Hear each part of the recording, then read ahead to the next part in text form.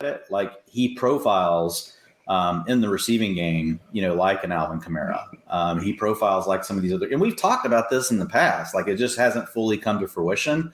I think they could have to force that, at this point. And so like when you look at Jones, like his targets per route run, his yards per route run, like they're all in the same range, as these elite guys, not quite to Christian McCaffrey level, but like just below that. So I absolutely think that Jones is getting pushed down the board because of A.J. Dillon, and I do think A.J. Dillon probably takes over slightly more of the early down work. But Jones in round 4, I think it's just going to be tough for him to not pay off on his PPR value. Yep. Yeah, no, I totally agree. Absolutely. And just in case you guys didn't notice, I snuck in the go live button since we were already basically starting the show. You know what's funny, Dan? I was like, I thought I had clicked it, and then I saw it went red, and I was like, oh, what? I didn't know if I wasn't sure if I touched it, right? So I was like, why is it red? I was like, I'll let it go. Let him go. Yeah. Talking about football. Yeah, exactly. So yeah, I think Aaron Jones is potentially in a real good spot here. But what do you think that does to A.J. Dillon? I mean, do you see him splitting? Yeah, I think A.J. Dillon's still going to be fine. I think what's going to happen is they're just going to be forced to use Jones more in the passing game. I still think it will be somewhat matchup based. You've even heard Aaron Rodgers talk about it depends on like the linebackers of the other team and some different things like that he's been quoted around, like they're looking for certain matchups. But like just looking at Aaron Jones' underlyings, he didn't get to play as much as some of the other guys. But if you look at his yards per route run, it's a 1.52. That's above DeAndre Swift at a 1.41. Alvin Kamara's at a 1.62. So, I mean, like a lot of the McCaffrey's on his own planet, at a 1.91, but Eckler is a 1.55. So if you look at Eckler, targets per route run, 21%, yards per route run is a 1.55. If you look at Alvin Kamara, it's a 0.24 targets per route run, 1.62. Targets per route run and a 1.62 yards per route run. And then if you look at Aaron Jones, 0.22, 1.52. Like he has the profile to really be an elite receiving back. And like all of his underlying explosive metrics are all still there. PFF rush grade was an 82. DeAndre Swift was a 57.8. His rushing grade, 83.1, which is what you really care about, over a 61.3 for Swift. His receiving grade, a 72.6. Swift's is a 58.5. I mean, you could argue like really Aaron Jones, like he's older. Yes, he's 28, but he doesn't have a ton of touches on him. Like he's arbitraged DeAndre Swift, and you're getting him 2 rounds later on a better team. Right, exactly. And as you noted, he doesn't have a lot of touches. Like that tweet that you put out earlier a couple days ago with running back touches. I mean, Jones is one of the older running backs in the league, and he's not on it. Yeah, he didn't make the list.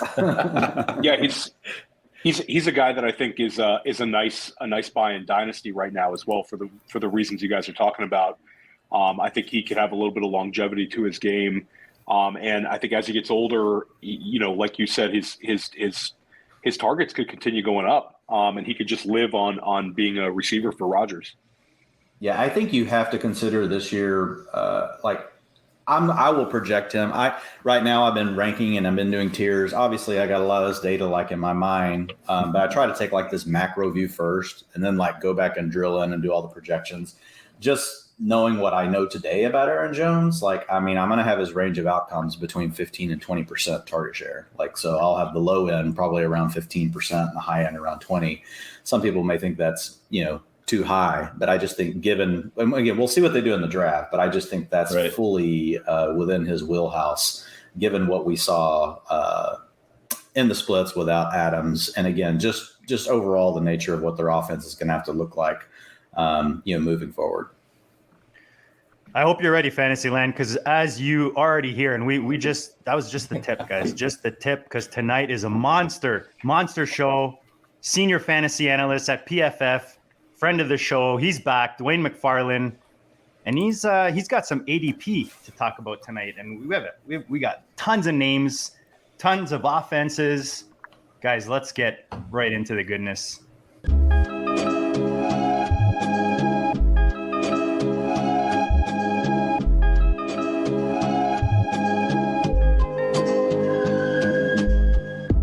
District, the Pope listens. Dynasty our religion for the blokes missing. On all of these trades, on all of these plays, on all of these grades. By the end of the day, y'all getting played. So what you gonna do next? Try to fill up that flex? Send the homie a text. That trash offer's the best. You try to make it complex, then they text you back. Now all of a sudden they don't make any sense.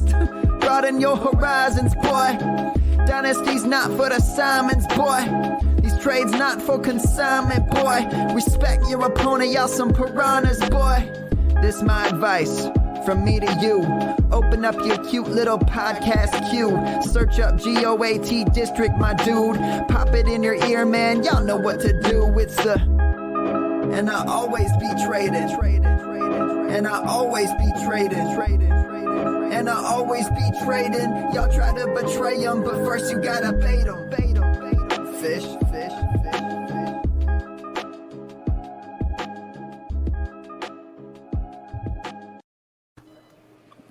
What is up? What is up, guys? I'm here with my partners in crime, Theo, Dan. We were licking our chops for this one. We even left a bit of a longer break in between shows because this one is so huge tonight. Yes, definitely. We're excited to have Dwain on tonight. Yeah, I'm stoked. Dwain's been putting out fire content all off season. Every article you put out is good. It's just like I love the tiers. I love reading your opinions on NFL draft prospects. It's just been good stuff all off season, Dwain. Oh man, appreciate you guys. I love every guest you guys have on pretty much. So I'm just glad to be on the list. And I've said this before, like one of my favorite things to do is really join other people that I know are drafting. They have a lot of skin in the game and, you're constantly thinking through it. I think, and so Ian Harditz and I next week, starting every Wednesday, we're going to be drafting. Then Brian Drake and I are going to be doing some more stuff on the hustle. And I just think, the more you draft, obviously, the more it sharpens your skills, and you have to really, you really test your convictions. Because I don't know what if you guys, but like when I usually make my first pass in my ranks or tiers, whatever, then you start really getting into drafts, and you'll find certain names that you're passing over, and you're like, okay, why am I have this guy in this tier, but I never take him. Why? And it triggers you. You got to go back, you got to look at him, and either you got to get comfortable with taking them there because you're going to need some exposure, or maybe your gut's right. You want to push them down. And then you have the opposite thing happen. You're like, I got this guy a tier lower. And I find myself like every other draft, when I get to the 7th round, I'm just reaching down and grabbing it. Like, am I doing this right? Do I need to relook at it? So for me, it's a good way because we have a lot of knowledge built up just from drafting and playing fantasy football for so long that sometimes you can't always tap into, even though you're doing all this research until you start drafting. I can't tell you how many times like I've actually found things where I'm handling a certain way in drafts. And I'll go back and look at everything and I'll be like, you know what? Like my intuition's right. Like I need to move this player down. I need to move this player up. Sometimes it's wrong and I just need to get comfortable with them. So like, this is my favorite time of year because now is really where I start getting into it. Of course, we got the NFL draft right around the corner. It's less than a month away at this point. Once that happens, like we're full tilt, like it's game on. It's the mental clarity of being on the clock, Dwain. Nothing. Oh, yeah. It tells the truth. Yep. Exactly. Yeah. And when you're in your groove and your convictions are hitting, like, man, people can't snipe you. They can't do anything. Like you've got a plan, you're ready. It's a great feeling. It's a great feeling. Yeah. And even if somebody does snipe you, you're like, no, I was ready for that. I've already got another plan. So and that's what I meant. It's like, you're just ready for plan B, C, D, yep. You're moving on. Yeah, yep. Exactly. Doesn't even matter. Yeah. So, and I got to say, Dwain, I mean, the content you've been putting out on Twitter and on Pro Football Focus and on the podcast and everything, it's just fantastic. I mean, you're getting you in with PFF and access to all their stats and everything was like putting the kid in the candy store and just, That's how I feel for sure. Yeah. I bet. I can tell. It's fantastic. So yeah, you've come up with a lot of good stuff. Like, you had an article, I don't know, 3 weeks back where I think it was Jacob Sanderstrom had been looking at PFF grades for wide receivers, and you like it totally made a light bulb go off for you, and all of a sudden you're diving into it, and coming up with, okay, maybe this wide receiver, that wide receiver is a good buy. Yeah, that was a really good one, actually. And Jacob thinks up a lot of smart stuff. There's a lot of really smart people on Twitter. And I mean, just social media in period. I mean, that's the thing I try to use it most for. Like, social media can be really toxic.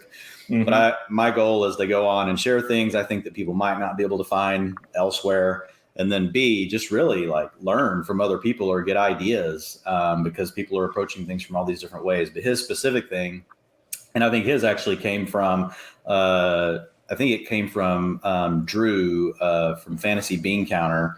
And so like really it was him, then it went to Jacob, and then I saw it and I had access to all this data. So I went in and started studying it. But basically, if you had a rookie grade for a PFF receiving grade of 75 or better, like basically back until, we've been starting to track this, no matter your draft capital, like you went on to be a really good player. And the cool thing about the metric is, which is what we're always really looking for, because let's face it, like if a player is really good in fantasy one year, it's a strong correlation to them being a good player the next year. So what we're trying to find are what are the edges that could tell us this player wasn't necessarily great last year, but now they could be really good this year. And there's a lot of different paths you could take to that.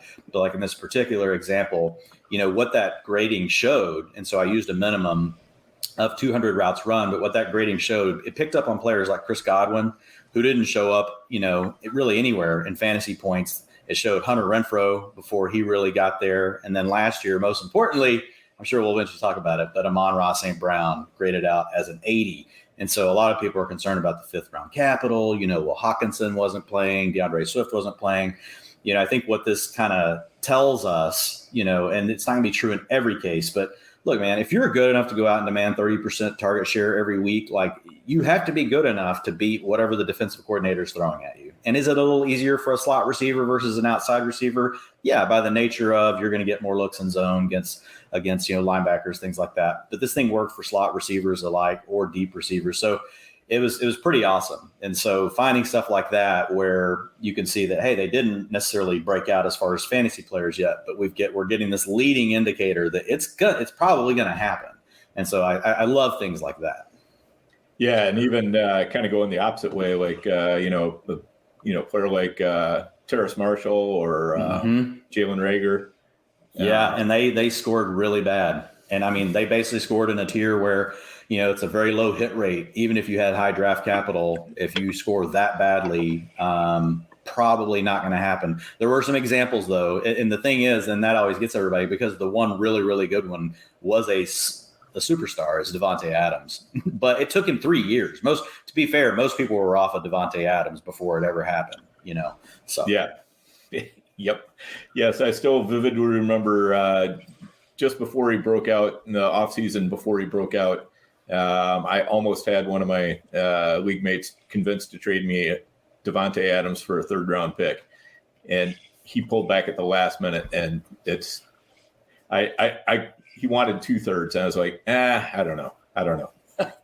I traded him away. I traded him away before that season. I thought this is probably my last chance to get like a second, or a third for him. Actually, I think it was like a third, because like I drafted him for a second in Dynasty. But it was a situation where they had deterioration of the targets around him.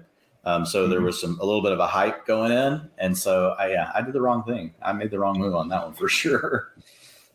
Dynasty trades that'll haunt you forever, Dan. Yes, exactly. Yeah. So one of the things, I think it's kind of interesting to talk about is, and we just sort of got on it earlier, is running back touches. And I think it's kind of interesting just because we're at a place right now where there are, the running backs that we have are aging right now. There's not that many young running backs. There's a lot of running backs in the 25 plus age range, and, or they're going to be 25 in this coming year. So seeing kind of where they're sitting at touch wise, I think is pretty valuable to see, what's going on. If you look at the tweet that's up, if you're watching on YouTube, it's easy to see. If you're listening to the podcast, Dwain puts down notable running back career touches, including playoffs heading into 2022. Zeke Elliott leads the list at 2,026. Then Melvin Gordon at 1,789. Derrick Henry at 1,664. Alvin Kamara at 1,411. Fournette at 1,363. Mixon 1,359. Dalvin Cook 1,247. And Christian McCaffrey 1,151. And Zeke is younger than all but one of these guys or two of these guys. He's the same age basically as Dalvin and Mixon and Kamara, right? Yep. All 25. So, and McCaffrey, I think. Dalvin's 27. Oh yeah, Dalvin's 27. Yeah, you're right. And Dalvin's 27. So okay. Who do we got? Kamara's 27. Dalvin's 27. And then you got Zeke's at 27.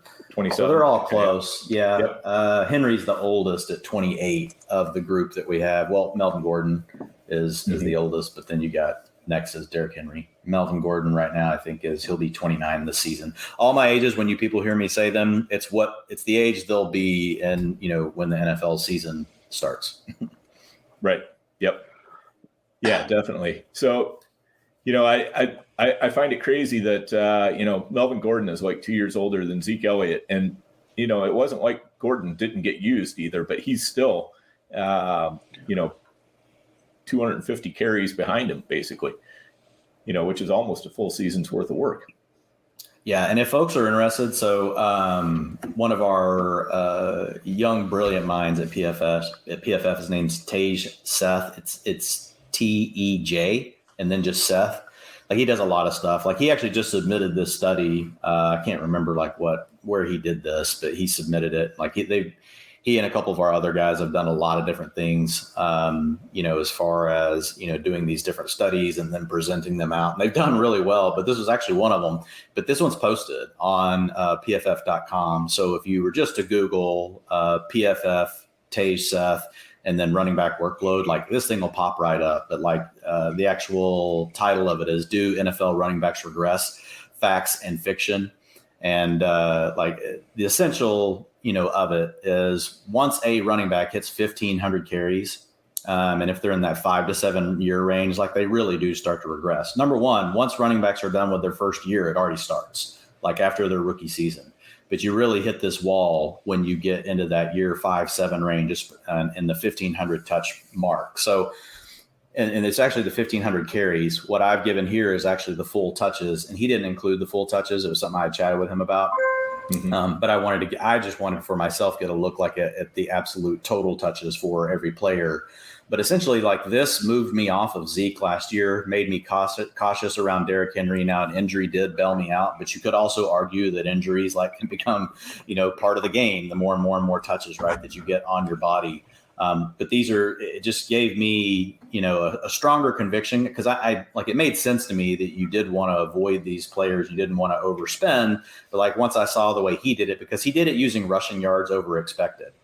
And so it wasn't just saying, did their production drop off? So rushing yards over expected, number one, he age adjusted it, but essentially, it's looking at all the different situations that a running back is carrying the ball, right? Was it 3rd and 2 against a stacked box, or was it 3rd and 12 where they ran a draw play, right? Those are two very different things. And so what the expected yardage should be on given play, changes every single play. And so what this data did, it actually compared apples to apples, right? You're not getting an apples to orange kind of comparison, which is really what sets it apart from some of the other studies that we've seen in the past around workloads and running back ages. So Tej did an awesome job with this. And so you guys can go check it out, but it obviously puts multiple names. Like Zeke's an absolute avoid for me this year. I mean, I don't mind getting a few shares of him, because he's so cheap now.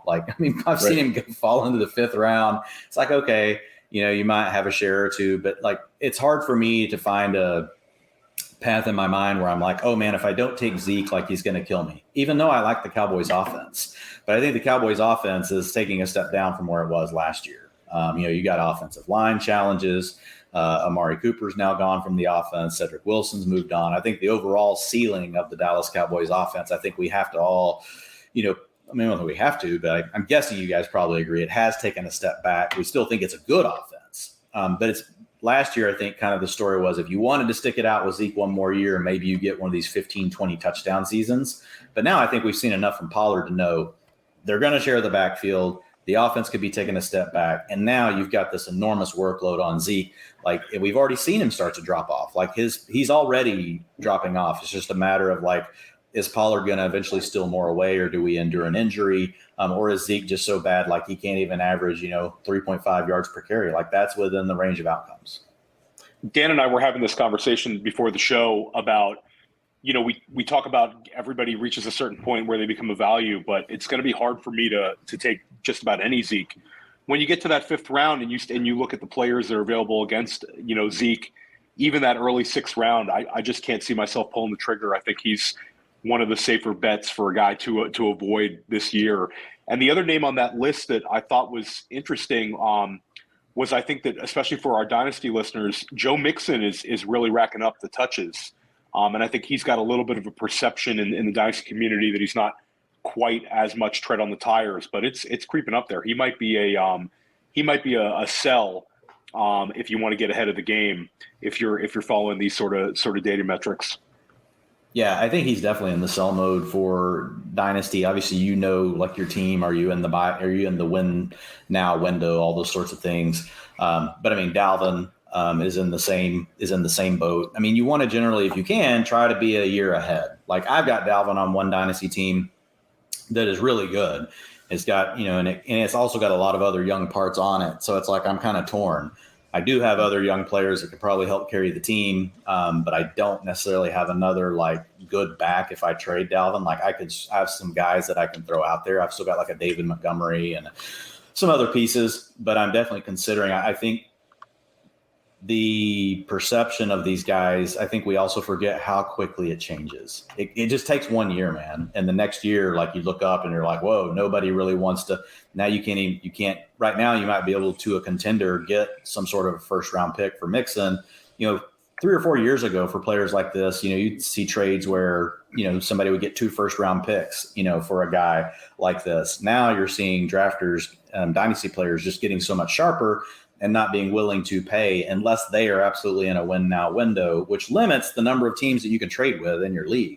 And now every league's different. Like some leagues, you may still see more of these things, but I think a lot of the backs that we just talked about, you got some tough decisions to make because like once you get to a certain point, then it's almost like, well, you might as well just ride it out because you get to a point where you're just not going to get enough back for what they're going to give you in a weekly roster setting. Yeah, I think that's very true. And, Melvin Gordon's one of those guys that I've done that with in a couple of leagues. I wrote him out and it was worthwhile, but, I had teams that were able to take advantage of it. And that's the key. Yeah, I sold Zeke 2 seasons ago and I sold Gordon 2 seasons ago as well.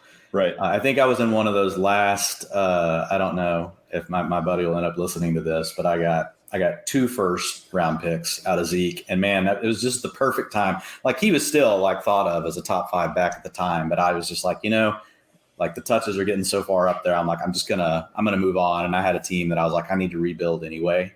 And so I just moved him. I'm so thankful now that I got the 2 first round picks out of it. He texts me all the time about it. He's like, that's the worst trade I've ever made. Yep. I just sold my last Kamara share this past week. I got 2 firsts for him. I got the 107 and a 2023 first, so I felt great about that. And it's you got to get ahead of it because, like you said, it's when it starts going south for a running back with some tread on the tires, then you're begging for picks coming back. And a guy like Dalvin, I have him on one of my FFPC teams. I feel like a little more I've been trying to move him all off season, trust me, especially the last couple of weeks. But you guys know how hard it is, especially in the shallower leagues. But I feel a little more comfortable having Madison with Cook. I'm not a big handcuff guy, but I feel like if you have Dalvin, you can kind of like, get the balance between one maybe raising in value and the other guy lowering. And I feel like Hendo out there in LA with the Rams is the other kind of backup that I'm liking right now behind Akers. Yeah, I think if you have both of them, like in those scenarios, like, and again, depending on like where you are in your win now window, typically those backups that we love end up not being as good as we think. I remember who was it for Ray Rice? Was it Bernard Pierce? I remember I did that with Ray Rice. I was like, I got Bernard Pierce. There's nothing to worry about. No, yeah, I had a lot to worry about. I just didn't know it. But I really do like Madison. I think Madison is a better player than what we saw with Bernard Pierce. And I think actually a lot of the data and the analytics tell us that, Alexander Mattison also probably could, we know he's not quite as good as Dalvin Cook from an explosive standpoint and things like that, but he's good enough to run an NFL offense. It's just, do the coaches and do the teams buy into that? Like that's the challenge. And then you get the turnover in the coaching staffs, you get the change in the scheme, things like that I think sometimes throw a wrench in those kind of situations. But I do like that one for sure. Does Minnesota, Dwayne, have an opportunity there to add a back in this draft? That's one thing I did not even consider. Is that? I don't think they will. I mean, they're not really ready, right, for that? I think last year, I mean, they added in the 5th round. His special teamer, but he had a really good pro day, ran fast. And so they've got 3 backs. They've got Madison. I mean, they could do anything they want. I mean, it's Kevin O'Connell, so he's coming from the Rams. They're pretty willing, to use multiple backs or run with one. We've seen them do any of those things. I think with Dalvin, the thing that's encouraging, so for Kamara, one, I do think the passing down backs give you a little more cushion if you're in a PPR setting, right? Because then even if they lose some of that explosiveness, that big playability, if you can still get the catches out of the backfield and they still know how to work against linebackers and safeties and coverage. So if you've got a guy that's got an ADOT that's over a 0 or preferably like over a 1 and is getting a really good target share like Kamara, I think he's still a good player to trade away.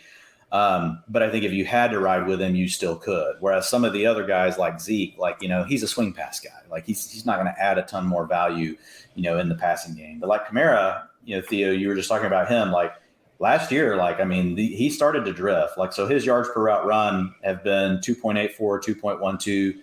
He had a 1.54 in 2020, but then a 2.19. Last year was a 1.62, so second lowest in his career. Targets per route run, because he only played 13 games. That's where I like these per route, type stats that help us whenever players have missed time or they got these different sub packages. But still good, a 0.24. But I mean, we're talking about a guy that's been at 33%, 29%, 27%, 30%. So that was a career low for him.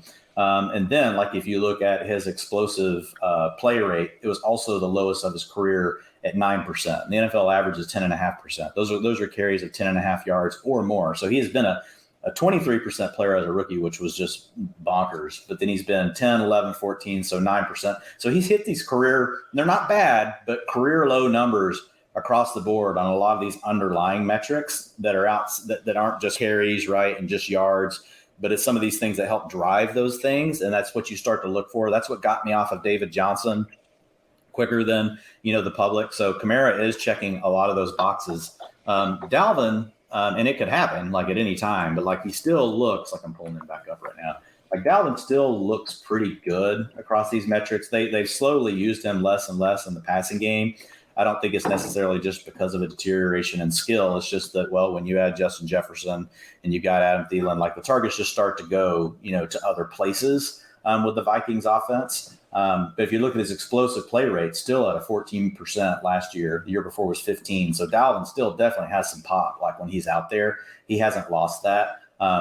So that's a good thing. But again, it can go really fast. He'll be 27 years. He's starting to get up there in touches. So, but yeah, agree with you guys. It's something you definitely want to pay attention to. And then Dynasty, you want to try to get off the train ahead of time if you can.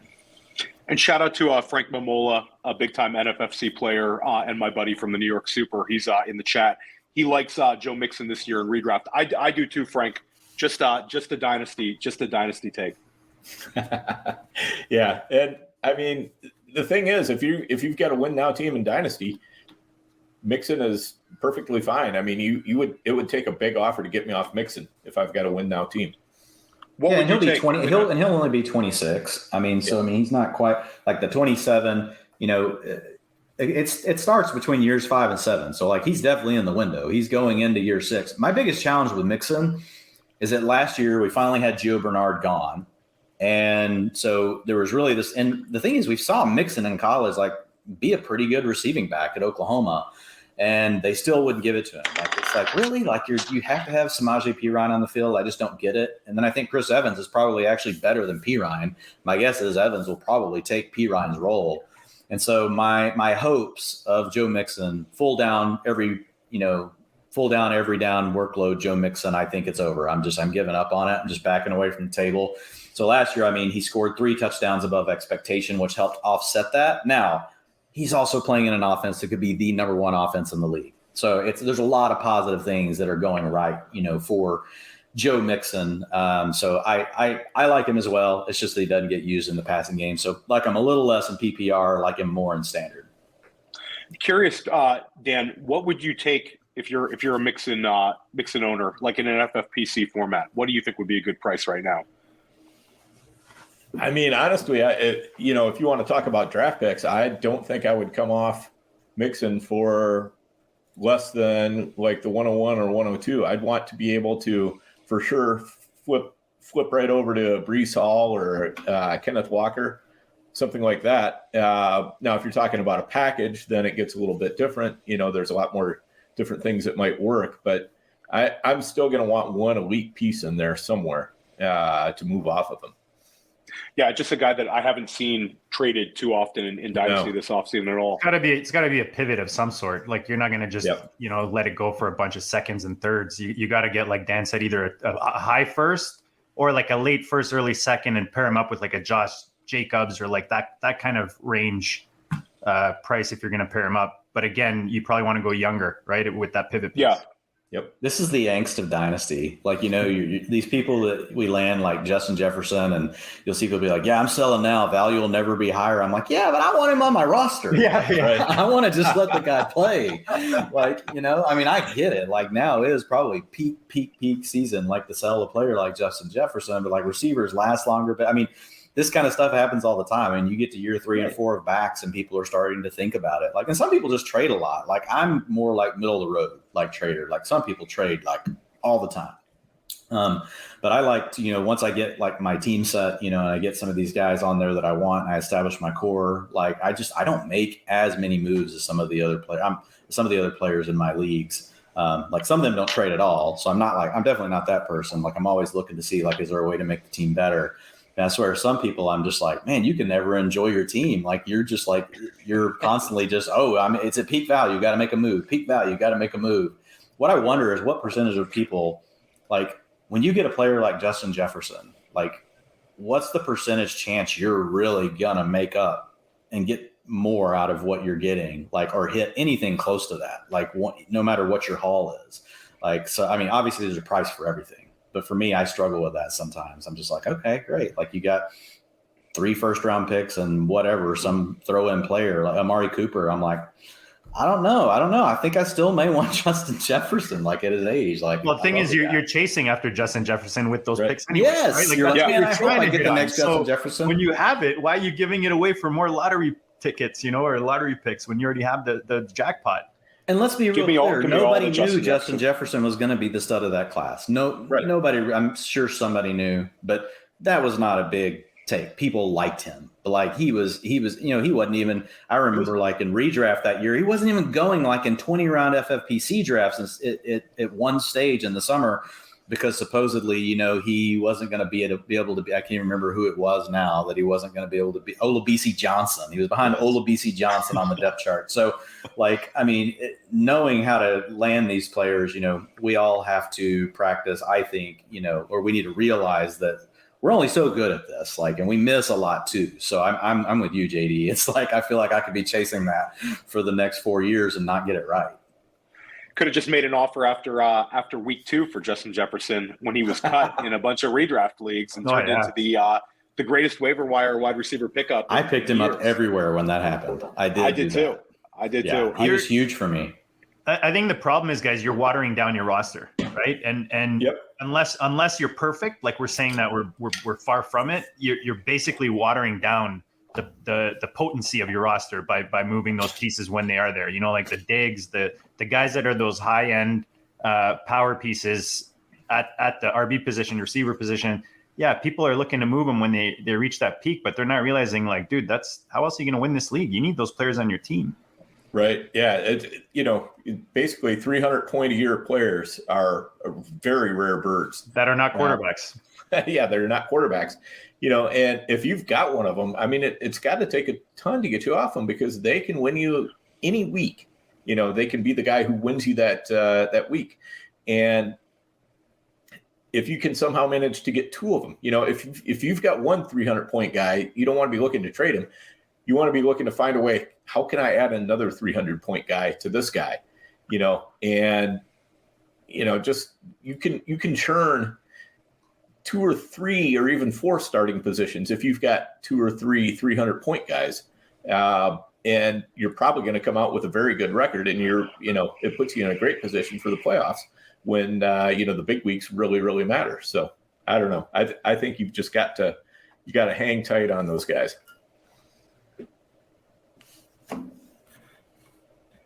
Oh, I thought I had a mix-in trade for you guys, but this is from 20. For some reason, DTC still has a July 2021 trade on here, so we'll X that one. We're going to talk about another back, James Conner. Yes. So, Dwain, maybe you could share your thoughts. I know you have him as your number 7 best ball running back right now, ahead of a number of guys. Where are you at on Conner right now?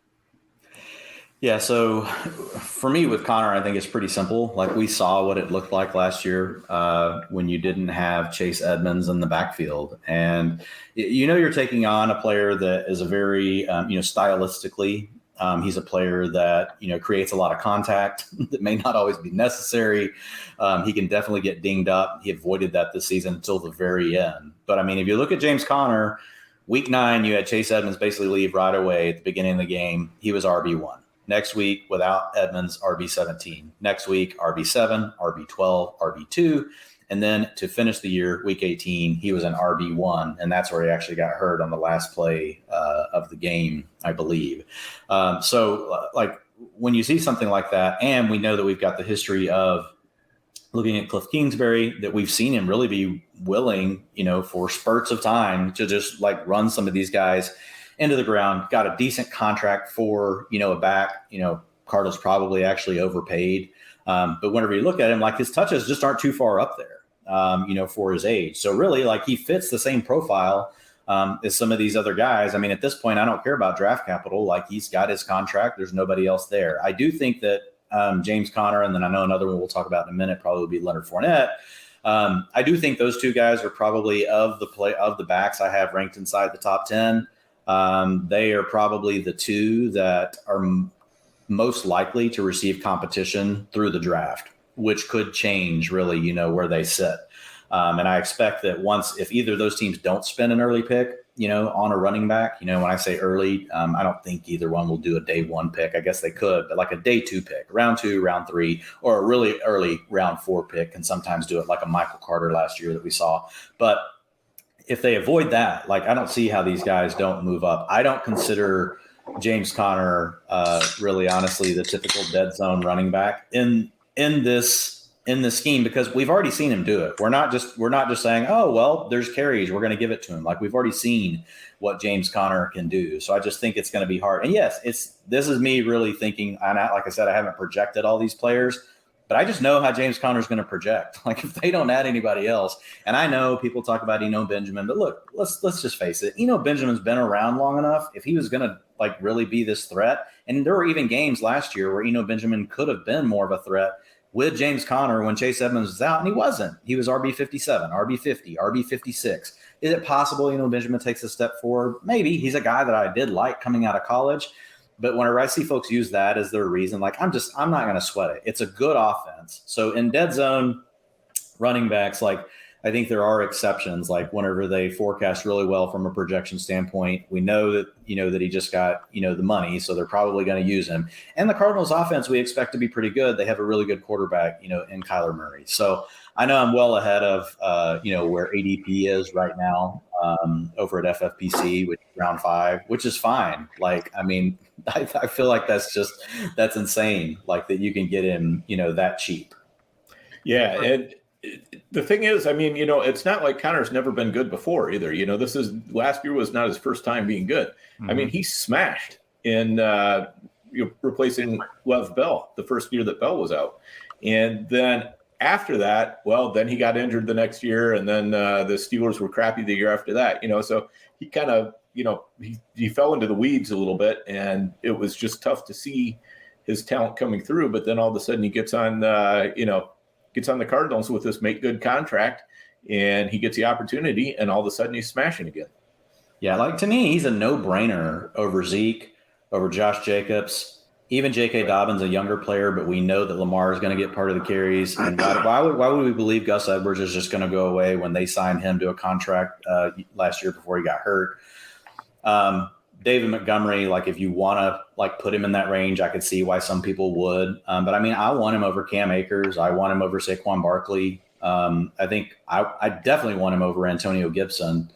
And here's the way I look at it. Players have also gotten sharper. So it's not like you're going to have to draft James Conner. Probably, I don't know. He could get to the second round, I guess. Like that's about as high as I think he would get, but probably won't. I think like his ceiling will probably be creeping into the third round because of the way people think about these players now. But I think to sit back and say that a player like James Conner, he's the opposite of Zeke. Like I don't think you can sit back and say, well, James Conner, I'm not taking him in the fifth round just because I can't see a path where he couldn't outscore everybody else in the round. There's absolutely a path like to him doing that. So I feel like the price is right. So if I can get James Conner in the fifth round, in the fourth round, even late third round, depending on how I want to build my team, I'm definitely going to do it. I'm not going to get nuts and put him in the second round because there's a ton of great receivers we want there. And every year, like where these breaks are a little bit different, right? And how we think about, our tiers. It's not like, it's every year the same formula and like we just remix it over again. So like when I look at the overall board and I'm looking at the receivers and stuff that are going, around James Conner, there's quite a few names there. Like I really love Elijah Moore, but I'll take James Conner over Amari Cooper. Like I just would, you can argue like I like Jerry Jeudy. He's a young receiver, but it's a complete projection. Like there's a very good chance James Conner outscores Jerry Jeudy. Like it's and we can't just say he's not James gonna. Conner could be this year's Leonard Fournette, to be honest. Yes, well, he was last year's or this year's Fournette. Or he could be season. This year's, yeah, exactly. Yep. He could be this year's James Conner. Yeah. I think those two guys, like especially the underdog drafts, which I am not allowed to do anymore as of today, which I want to cry. But it's those guys are going at serious value, especially like a couple weeks ago. Those two guys were really nice value in those underdog best ball drafts. Yeah, I think the most interesting thing about Conner is Chase Edmonds has had 120 targets the last two seasons combined. And I think that we've already seen Conner have a 70 target year in Pittsburgh. I think he could set a career high for targets this year. And just that could be his absolute smash season. Right. Yeah. And I don't think anybody's saying, oh, they're not going to use or they're not going to use some other back. I mean, I don't see Conner as being, some bell cow who's going to get 90% of the carries or anything like that, or 90% of the touches. But, you just know he's going to get the lion's share and he's going to do well with them. Yeah, well, and today's NFL, really a bell cow is what? I mean, I think if you can get to 70%, right, 65, 70%, that's pretty much what we're looking for. Right. I mean, but he had games last year when you had Eno Benjamin out, 19% of the targets, 13% of the targets, 14%, 13%, 19%, and 16%. So, I mean, he's going to be 12 to 15% target share in the game. He could get dinged up and miss games, but I think that's what he's going to be close to. And they love him down inside the 5. He's going to get touchdown regression. Like he got really lucky with the way touchdowns worked out for him last year. And I think that's another thing that people are using to really, for the reason they want to fade James Conner. I'm just not, I don't get it. Like fine, don't take him in the second round, but once you get late third, get in the fourth, and it's definitely when you're in the fifth round, I think at that point there's arguments that you can make, for a player like James Conner. Look, and I avoided running backs like the plague in those rounds last year, but I don't think you can blanket take, some of these approaches and say, well, I did this last year, so I'm just going to do this year. You've got to look at the context of like all the players that are going in those ranges.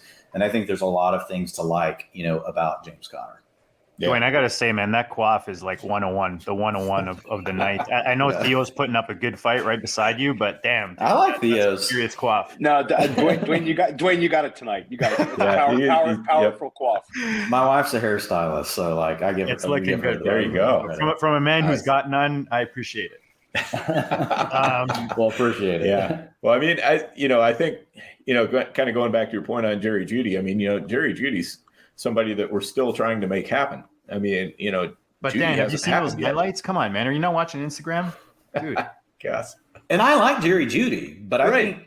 I see. Here's my thing. I need to put this into an article, and maybe you guys might have some ideas. Like, I got to figure out how to do it, but like, we can't only think of upside as being young players. I think we're getting overboard. James Conner in the 5th round has upside. He absolutely does. Mm-hmm. I think this year there's quite a few backs that are in the dead zone. Like, you look at David Montgomery, and now we're not worried about Tariq Cohen. I know Tariq Cohen wasn't a thing, but to begin the season last year, we didn't know he was going to miss the whole season. We just thought that eventually he'd be back and he'd take some of the passing down role. Now, Khalil Herbert's probably going to spell him on early downs quite a bit, but like, David Montgomery's still a young back, and now he's probably maybe he could be the second target in their offense. I mean, and he's not old. So I think, some of these things, like, I get the Mike Davis thing. Someone that's never really done anything, and we just want to plug him in and give him all these carries. I mean, to your point, Dan, James Conner's already done this. He's already done it before. This is not an unknown commodity. The biggest thing you're trying to avoid is an injury or all of a sudden an extreme drop off in production, which could happen. And it is you carry that risk with running backs. It's a lot higher. But I feel like you have to. Dwayne, just because of his health history, it again, I'm not knowing. Is there any chance they do draft a running back to put someone behind him? Thinking that Eno's not the guy just because of the health concerns there. I think they very easily could. In fact, Cliff Kingsbury is already on the record of saying we'll see what we do in the draft when he was talking about Eno. Okay. And so I think that if they add a passing down back, more like what they had with Chase Edmonds, that would be the biggest concern to me, because then I could see them really going back to more of a split like what they had last year before the injuries between him and Edmonds. And so I think right now, if you're drafting now, even though I've got him ranked high, like, that's kind of the advice I give. Like, I mean, it's going to be kind of hard to screw it up. Even if you took James Conner last year in the 5th round, went for the games he played together with Chase Edmonds, he still would have given you value. Right. He my question relates more to, because especially running backs, I love going to get the guy, like, let's say they did draft a running back in the draft, I'm for sure going to buy James Conner for cheap, and we're going to name other guys tonight. Like, I can't wait to talk about Carter and see your thoughts on, Singletary's another guy that those values can dip easily after the draft. And I mean, it's the bargain bin, specials that you go and you get yourself, 3 or 4 of those guys to give you some good starts. Yeah. And I think the interesting thing with Conner, and you guys tell me what you think, they would have to draft a back pretty early for his ADP to drop from where it's at. I feel like people have almost kind of already priced in like worst case scenario for James Conner, unless like they draft Breece Hall. Like, if they draft Breece Hall, obviously James Conner should fall. But if they draft like Kieran Williams, or they draft, like a Kevin Harris or something like that in the 5th or 6th round, like, man, I'm not sweating that for James Conner. Like, at that point, I think his ADP will go up, which means right now is a good time to be drafting James Conner. My guess is the most likely scenario, without an absolute bomb hitting, would be his ADP, improving throughout the summer, which makes him a value now. Where is that? I know I'm throwing questions at you there, not good, yeah. but like, where's that point with the rookie running backs right now, where you're thinking, with pure brain fart, with what you were just talking about. Oh man, like the guys you don't want to see land on your players' teams. Yes, that's exactly my question. Thank you. Sorry. Yeah, well, I mean, I think there's really 2 main ones. Spiller would have been. I'm like the one going on a brain fart, thinking of Isaiah Spiller, thinking of the old Spiller. He's the opposite. His athletic profile is the opposite of CJ Spiller. Isaiah Spiller's hasn't really checked any of the boxes there, but nice player. But I think it's really, I mean, you don't want Breece Hall landing there. You don't want Kenneth Walker landing on your team. But I think once you get past that, like, I'm not saying any of these guys couldn't be good, but like a good complementary back, like, that could maybe work in passing downs. Like, Zamir White wouldn't probably bother me that much with James Conner. Like, I would think, okay, maybe he's going to take over for James Conner eventually. But like James Cook, like a guy that we know could have a receiving profile, Rashad White, like, that would probably bother me more. So I think it is a little bit like dependent on the backfield. Okay. Mm-hmm. But the main thing, I think, to keep it simple, you just don't want them to spend a round 2 pick for sure. And you'd really rather avoid a 3rd round pick, like, because those are the picks where they're more than likely going to try to force getting the player onto the field. Damian Pierce is someone that that folks think could really be more of a hybrid gadget type player in the NFL. So like if you could see a Kingsbury falling in love, right, with a player like that, he just wants to use around the line of scrimmage, like what he did last year with Rondell Moore, since apparently he's finally going to let him run a route like further than 5 yards down the field this year. So I think it is a little bit dependent, on the current backfield, how good the current starter is. But overall, like I want to avoid picks from the first 3 rounds landing, on my teams. And I do think Fournette and Connor are at the most risk of something like that happening, just because, they're 27 years old. They got some decent money from their teams, but they also don't have a lot of competition behind them. So it would make sense for them to add a back, even if the back ended up not being able to really compete for the starting job. But they need depth. They just don't. Like Keyshawn Vaughn has done nothing. Eno Benjamin has not shown anything yet. My guess is they're at some point going to add a back, both teams. Yep, for sure. So let's get into some of those murky backfields and kind of think about what might happen. Like the Jets, obviously, they've got Michael Carter, who's looked real good. He's got some, the metrics on him look great. But you also have to take a look at the Jets draft picks, and they've got, I believe, 2 picks in the second, 2 picks in the third. I wouldn't expect them to use first round pick, of course, but they've got a lot of picks kind of in that sweet spot where they could end up with a Breece Hall or a Kenneth Walker or whoever. What do you think are the risks there? Are you still in on Michael Carter at say 6th round in best ball, 5th round in best ball? He's like RB 25-ish. Yeah. So I'm actually going to be putting out an article next Tuesday, and I've got 3 buckets that I'm putting certain players in. So one is I'm not drafting them right now because I think folks basically have their absolute best case rose-colored glasses scenario in mind. A great example of this is Trey Lance. If you're over on Underdog, you got to take Trey Lance like QB7. That's nuts.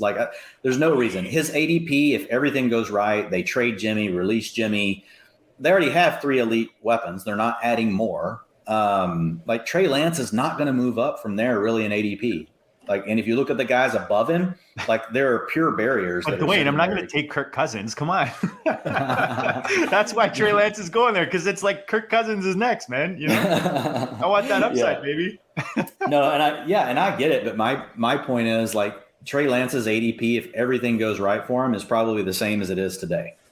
But if Jimmy G hangs around on the roster, we start hearing more and more, stuff around the rumor mill. Oh, Jimmy G could start.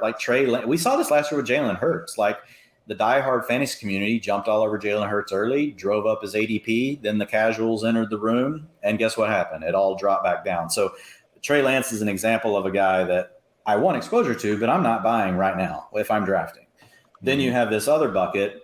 That's just really man, you absolutely want to get your hands on these players right now, because as far as I can tell, I don't really see a way for them to go except up. Then there's a third bucket, which is really a straddle, and so straddle is where Michael Carter's at. If you look at where he's going in ADP right now, if the Jets don't draft a back because he's young, because of the profile you talked about, Dan, he showed explosiveness last year, really good out of the backfield. Another player that profiles similarly to a step below, not quite the route runner that Kamara and some of these other guys are, but again, another guy that had an ADOT over, it was a 0.3, which you want to see. That's typically sticky. You get these minus ADOTs, they're just swing pass backs, they're check downs. As the offense improves, those targets go away.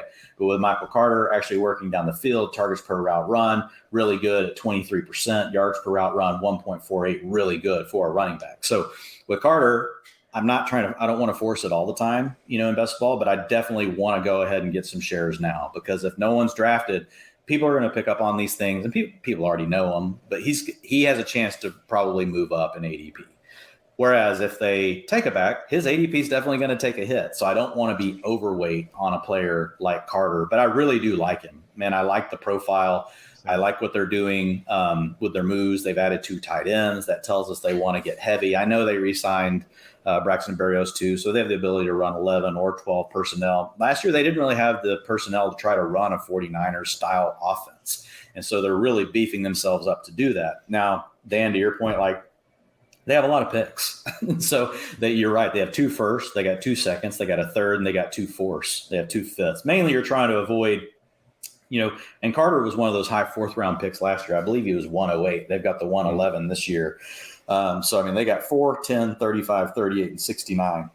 You need to avoid a back. And I think my guess is like they could very easily add a back. Like you could see them, or in the early 4th round, like add a guy like Zamir White. Say, hey, we want our early down pounder, and then we want really more of our, speed back. That's exactly what I'm thinking they do. Like an early round pounder type of, like, is Algier one of those type of, he's kind of like that, isn't he? He's kind of like that. I don't think he's going to, he seems to be sliding like in the latest, like grinding the mocks and stuff like that. But yeah, I think he definitely fits, he's one of the bigger backs. So I think, they could definitely go in a direction like that. What you really don't want to see is they get into the 2nd round and they pull the trigger on Kenneth Walker. That would be terrible for Michael Carter. Obviously, that's the one you want to avoid because Kenneth Walker actually profiles as someone that could probably play pretty well in that scheme. So that's, I think, here's the good news. If that happens, you get to go ahead and just buy into Kenneth Walker. Exactly. And Kenneth Walker probably really becomes the early down guy, but Carter's going to have a role. I think he's shown enough. Like it's not easy to get, the type of targets on a per route basis. Not many running backs do that. Like you'll see a lot of guys in that 15, 16, 17% range to be up at 23%. They really like him. And if you guys know Jay Moyer, like Jay Moyer last year profiled Carter as being a really good fluid receiver out of the backfield, and that came to fruition. So, but if we could avoid those things, it would be great. I wish I don't want to say this. Jet fans will be mad at me. I'm glad you guys have all these picks. But for Michael Carter, I wish they didn't have so many picks. Well, and he got out of free agency, right? And you're thinking, thank God, But now it's like you got to go through another, whatever you call it. What's that? Gladiator game. Yeah, it's like what James Robinson did last year. He made it through the free agency thing. He was the big winner, and then boom, ETN in the 1st round. Just brutal. Yeah, for sure. What about the Dolphins? I think that's a really intriguing team because, they added Edmonds and they added Mostert. They've still got, and then they signed Salvin Ahmed, and they've still got Gaskin. But they stripped out a lot of their draft picks by signing Hill, trading for Hill. So that kind of puts them in a place where I think, the backfield is probably pretty complete. I don't see them adding a whole lot there. What do you think, Dwain? Do they add anybody else? I want to get Theo's thoughts first on this one because we had a DM going back and forth. I do agree, Dan. I think the backfield's probably set. I think you're right on that. Okay. So I feel like Edmonds is. I hit Dwain up in the DMs about this. I feel like Edmonds is the value there. It was the first back they signed in free agency, so they put a significant amount of money into signing Edmonds. I think that getting Tyreek Hill makes the offense better as a whole, and I think that Edmonds could just live underneath. I'm not as scared of Mostert as I think some people might be. I think that Mostert is older. Mostert signed for less money. I think that there's a chance that he sees a big role like as the season starts. But I think Edmonds is going to lead the backfield in touches. I just think he's a good value right now. I think he's the kind of guy that, if you need a flex or if you're punting RB2, you can wait on Edmonds. And I'm a little bit bullish about Edmonds this year. Curious to see your thoughts, Dwain, and also Dan's. Yeah, I mean, right now, like his ADP has really not moved much. I mean, he had been a 10th, 11th, 12th round pick. I mean, I guess it has. It's moved up a couple of rounds. But I mean, you can get him in the 8th, 9th, and sometimes still even in the 10th round over in FFPC draft. So 9th, 10th rounds, like I love Chase Edmonds. Like that's gonna increase. Like people are gonna come to their senses. For sure. Yep. Yeah. Like a lot of people don't really even know how many picks all these teams have. Like what you were talking about, Dan. They don't even know that this thing's probably landlocked. Like it's not really gonna change. So yeah, I do like him from that standpoint. I think there is a risk of a committee, but I think Edmonds still definitely is the best back. Like he's never handled over 25%, of his team's touches. Some of that can go to the players, that he's been playing with. But I think, like right now, and again, I'm like really starting to move into my projections, like in Cardinals, I've kind of started to look at. But I mean, I'm going to have trouble projecting him for less than like 45 to 50% of the rushing attempts. And then probably, I do think there's a chance he doesn't quite get the love we want in the passing game, but he's definitely shown to be capable of that because that style offense doesn't always get the ball to the running backs. There are years where they do it, but it's typically when they don't have other playmakers because that offense is about bringing the defense down to defend the run, but then using play action off of that to get into the layers behind the defense, with the guys like Hill, they got Deebo Samuel, in San Francisco, but Jalen Waddle and Tyreek Hill, will really be working, that intermediate area. And so they'll have definitely Edmonds out there on the perimeter, but really what they're trying to do, use all those other players to create the space for them. And so I don't know that he'll get the targets we want, but I think it's definitely in the range of outcomes. I mean, because he's shown, that he can do it. I mean, last year he had a really good year as far as, his targets per route run. So right now, I mean, I've got Chase Edmonds as my RB 27, but he's really in a tier, so it doesn't just mean I think I've got him with Elijah Mitchell is in this tier. Michael Carter's in this tier. Chase Edmonds is in the tier. So like I've got him right there. Kenneth Walker's actually in the tier right now. So he is a player that I like. I definitely want to get exposure to him at that ADP. I think that's pretty ridiculous, to be honest. Yeah, I think that's fair to say. And, actually, I think Mostert being there kind of almost helps out because Edmonds is somebody that you don't want handling too much of the load. I think it also helped us keep the ADP down because people they see, oh, well, a player got added. They don't look at the contract. They don't think about always necessarily all the factors. But I'm with you guys. I think it was you, Dan, that specifically said, you said it too, I think, Theo, but I'm just not as concerned about Mostert. I think he will get some carries and they're not going to give Chase Edmonds 70% of the work, but I'm not concerned about, I've seen some people, even throw out there like some really big names. Like, yeah, Mostert, this is the name to own in this backfield. I'm not on that bandwagon at all. Yeah.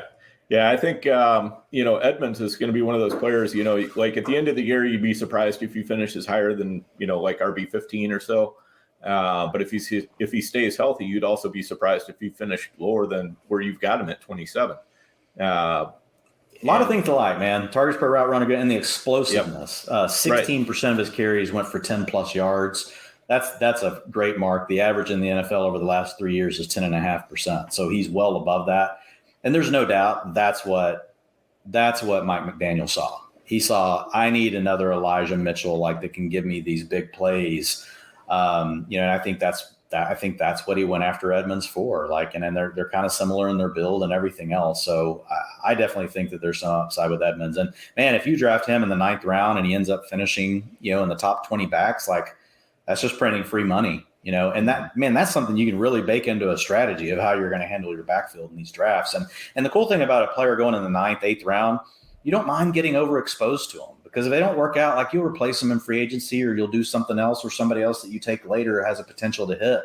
You don't want to be overexposed too much in early rounds, but as the draft goes on, I care less and less about being overexposed. In fact, I build my draft strategy around usually a handful of 15 to 20 players that I love past the 7th round that I think give me the flexibility to do some different things in the early rounds and think about my roster construction and also just be thinking multiple steps ahead of the competition. If I know I want to own, 4 to 5 players out of this pool of 20 and based on the way the draft's going, I know am I going to be hitting the receiver pool? What does it look like? The running back? And every year it's different. Some years there's a ton of receivers I love in that range, but no running backs. Other years, like this year, it's kind of shaping out, man. Some of these backs where they're going, it's this is gonna be a very easy year to go 0 RB, just because you could go out of the box 4 receivers or 3 receivers and an elite tight end, and you could still then go grab James Conner. You could grab a guy like Chase. I mean, you could easily grab 5 backs between rounds 6 and 12 and feel really good about it. At least right now, no. ADP is going to move, but right now I feel that way. Mm-hmm. For sure. And to speak to your strategy, I mean, last year I was loading up in James Conner in the 9th and 10th round, and that worked out pretty okay. Are you? Do you live in a mansion now? You might have already lived in a mansion, but is it a bigger mansion? Bigger mansion, yes. And a lot of times, there's just kind of that fear that keeps, especially in the early season, it keeps ADPs down. And I think Devin Singletary is one of those guys where fear is the only thing really keeping his ADP down. Mm-hmm.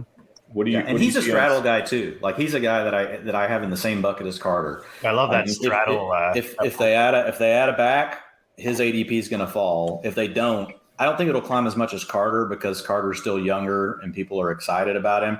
But I think that people will come to their senses a little bit on Singletary, and you're going to see his ADP move up. Right. Yeah, people are going to start looking at what he did down the stretch last year, and they're going to. Man, it took people forever to catch on to that. Like I was just like I couldn't believe, like, even in DFS, like people just kept refusing, even though, like, I mean, we had the clear buying signals, like go for it for weeks. Like got to ride that train for a while. It was nice. Yep. How about the Browns, Dwain? Do you think that they're going to hold on to all three? You think Kareem Hunt could be a sneaky, trade guy? Man, I would love it just to see him and Chubb. Like if we could get them both in situations, man, like Nick Chubb and Kareem Hunt for that matter too. Like, but Nick Chubb, if we could just have him as the 65-70% down back, man, like he would be Derrick Henry. Yeah. Like it would happen, man. The dude is so freaking good. Explosive run rate, 15%. Remember, I said the NFL average over the last 3 years is 10%, 10.5%. You look at his, missed tackles forced, per attempt, like he is number 3 in the league. Javonte Williams was number 1 in that one, but he was 25%. The league average, 17%. Look at his yards after contact, number 1. And he's number 1 all the time, 4.25. The league average on that one, 2.93. So, I mean, like he dominates everything. Like he is such a good running back.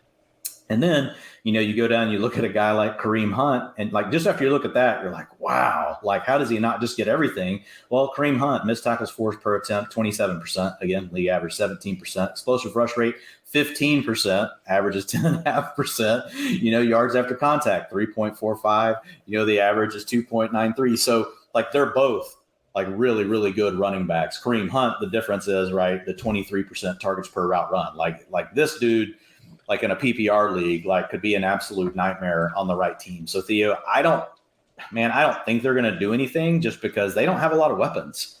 You got Amari Cooper and you got hopefully David Njoku can step forward, but let's be honest, Njoku's never done anything. Like he's been a first round pick for a long time. So it's not like the Browns haven't wanted David Njoku to be good.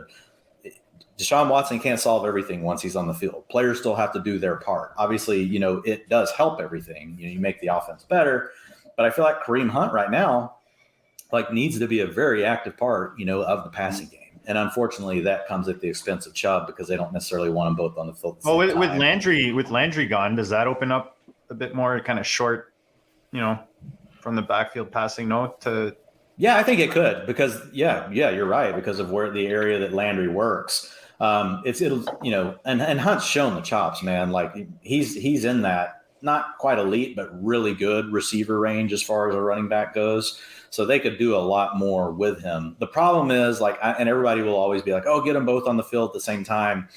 It's just strategically for football, like it's just tough because if you have Nick Chubb out there, you're really better off with a fullback. 1, you got to keep the defense honest to the run. 2, if you're going to hand the ball to Nick Chubb, you'd rather have Janovich blocking than Kareem Hunt's not going to do anything in the blocking game. And then if you're in a passing down, like Nick Chubb kind of becomes a 0. And so you're hurting yourself by not having another receiver out there. So the problem is the only path to getting them both on the field is at the expense of each other, right? There's not a real tactical way to make it work. I remember a couple of years ago when everybody's like, oh, Kareem Hunt's going to play the slot. Like I didn't buy into it, but he's good enough. Like he could definitely do some of that. But man, Theo, I don't know. I would love to see it. We did see him re-sign Dearness Johnson. There have been some a little bit of smoke around the possibility that Kareem Hunt, could be moved, could be even a surprise cut. It's just with their current roster construction, man, I just struggle to see it. Like they just don't have enough playmakers. Like I like Amari Cooper, especially if you're bringing in Watson. You gotta have yeah. I mean, it'd be different. Like if they had another. Imagine trading Kareem Hunt to Seattle for Tyler Lockett. That would work. There you go, Dan. That's funny. I was thinking Seattle, but I couldn't figure out who they'd bring back. But I actually like that, Dan. That's a good one. My problem though was Seattle is like we would get like 20 plays. Their offense runs 20 plays a game. Like Right. Oh, it would be horrible for Hunt for sure. No joke. Did you guys know Seattle's offense ran 2 games less worth of plays than the average NFL offense last year? If you calculate plays per game and then you calculate that out, for games played, like 2 games less. And if you compared them to the Bills, Josh Allen basically ran almost 4. He got to play 4 games more than Russell Wilson based on plays. So Pete Carroll's offense is literally like paint drying, is what you're telling us. Yes. It's horrendous. Like there's nothing worse. 55 plays a game. Is he ever leaving, or is he like that guy that just I don't know. That guy who stays at the party and never leaves? It's about to come quickly. He thinks he's not leaving, but they're about to suck so freaking bad. Like this, so. Russell Wilson was it. That's the only thing that was holding that team together, and now he's gone. I would not be surprised if the Seahawks won 2 games this year. Wow. Yeah, they're going to be terrible. All right, they'll have the 101 next year. There you go. Yep. All right. On to the Jaguars. How about, there's another interesting situation. We got Doug Peterson, who kind of seems to prefer a committee. Right now, it's basically Etienne and James Robinson. And Robinson is trying to come back from an Achilles. Etienne's trying to come back from a foot injury. This is a team where I'm looking at the backfield. I'm kind of almost right now going, I have no clear view of it, and I really kind of want no part of it where those guys are going. Yeah, and I'm interested in y'all's thoughts as well. Like for me, I'm just ETN profiles is the type of player like that I want exposure to in the rounds where he's going. Like if it gets way out of hand, I may not continue to stay on the bandwagon, but he's a player that now look, there's several guys that I really love from a film perspective that don't like ETN, like all of his game. But what I like about him is he is an explosive player. He was an explosive player in college, created a lot of explosive plays. Maybe some of those will be gone, because he may try to get to the perimeter too often, but still it's a skill that translates pretty well to the NFL. Like explosive players pretty much continue to be explosive. And so then if you look at the next layer, what's the other thing he was really good at in college? And it was catching passes. So you've got a back that still has the GM in place with Balky, has first round draft capital, invested, is a guy that can catch passes out of the backfield, and he's explosive. Who does that remind you of? DeAndre Swift. Like that's what Travis Etienne could be. He could be a less efficient runner than what he's not going to run as well as a guy like Nick Chubb. Like he's nowhere near in the same ballpark. But we saw that with Swift last year. Swift's PFF rushing grades and things like that, they were really bad. Like he didn't, and even Jay Moyer was pointing out on film, so was Matt Waldman. But it didn't matter because the game scripts dictated it because the Lions suck so bad. What are the Jaguars probably going to do this year? They're probably going to suck. And so they're probably going to need to run the 2-minute offense. They're probably going to need to run a lot of plays. I think it's just a situation where James Robinson's probably, going to take longer to get back from injury than it's going to be for ETN. And I could see these roles carving up in a way where it's just, even if Robinson might be the better running back, like the way it's all going to work out is ETN's just going to end up being the guy that's going to be on the field like we saw with Swift last year. So I really do like getting him. I'm pretty much avoiding Robinson right now. I know we just saw Akers come back, so like there's some hope here. But again, not a lot of draft capital invested in James Robinson. The injury occurred, later in the season. So we'll have to see what I like James Robinson. I think he's a good player. But we've seen these players like this, man. They don't have the draft capital or anything. The NFL, man, they'll just wash their hands of them. They'll just bury them on the bench. So no matter how good they may look, that's one thing I've learned. Like, and so like when you're listening to analytics versus the film crowd, hopefully like you find, this intersection where you can really bring both together. But I find one of the weaknesses when we get over engaged in the film is, and a lot of times the NFL, they just don't give a shit. They don't care. Like if they don't have capital invested in these guys, it just doesn't matter. And it really shouldn't be that way. Because if you could get more out of a player that costs less, you think you would be really interested in making that work as a GM and as a coach. But for whatever reason, so far that hasn't been the case. So I like ETN, and I'm definitely going to get plenty of exposure to him where he's going. I was actually just trying to pull up like the latest FFPC, like where you guys know like where he's going now. I've got the Fantasy Mojo up. You're looking at 5.7. You're looking for J-Rob? Yeah, no, ETN. No, for ETN. Yeah, he's fourth or fifth. 5. Yeah, he's going round 5, pick 7 right now. So here's the thing, though. Like with ETN, like Theo, I think the guy you brought up just 2 players ago is like the same player for a 9th round pick, Chase Edmonds. Yeah.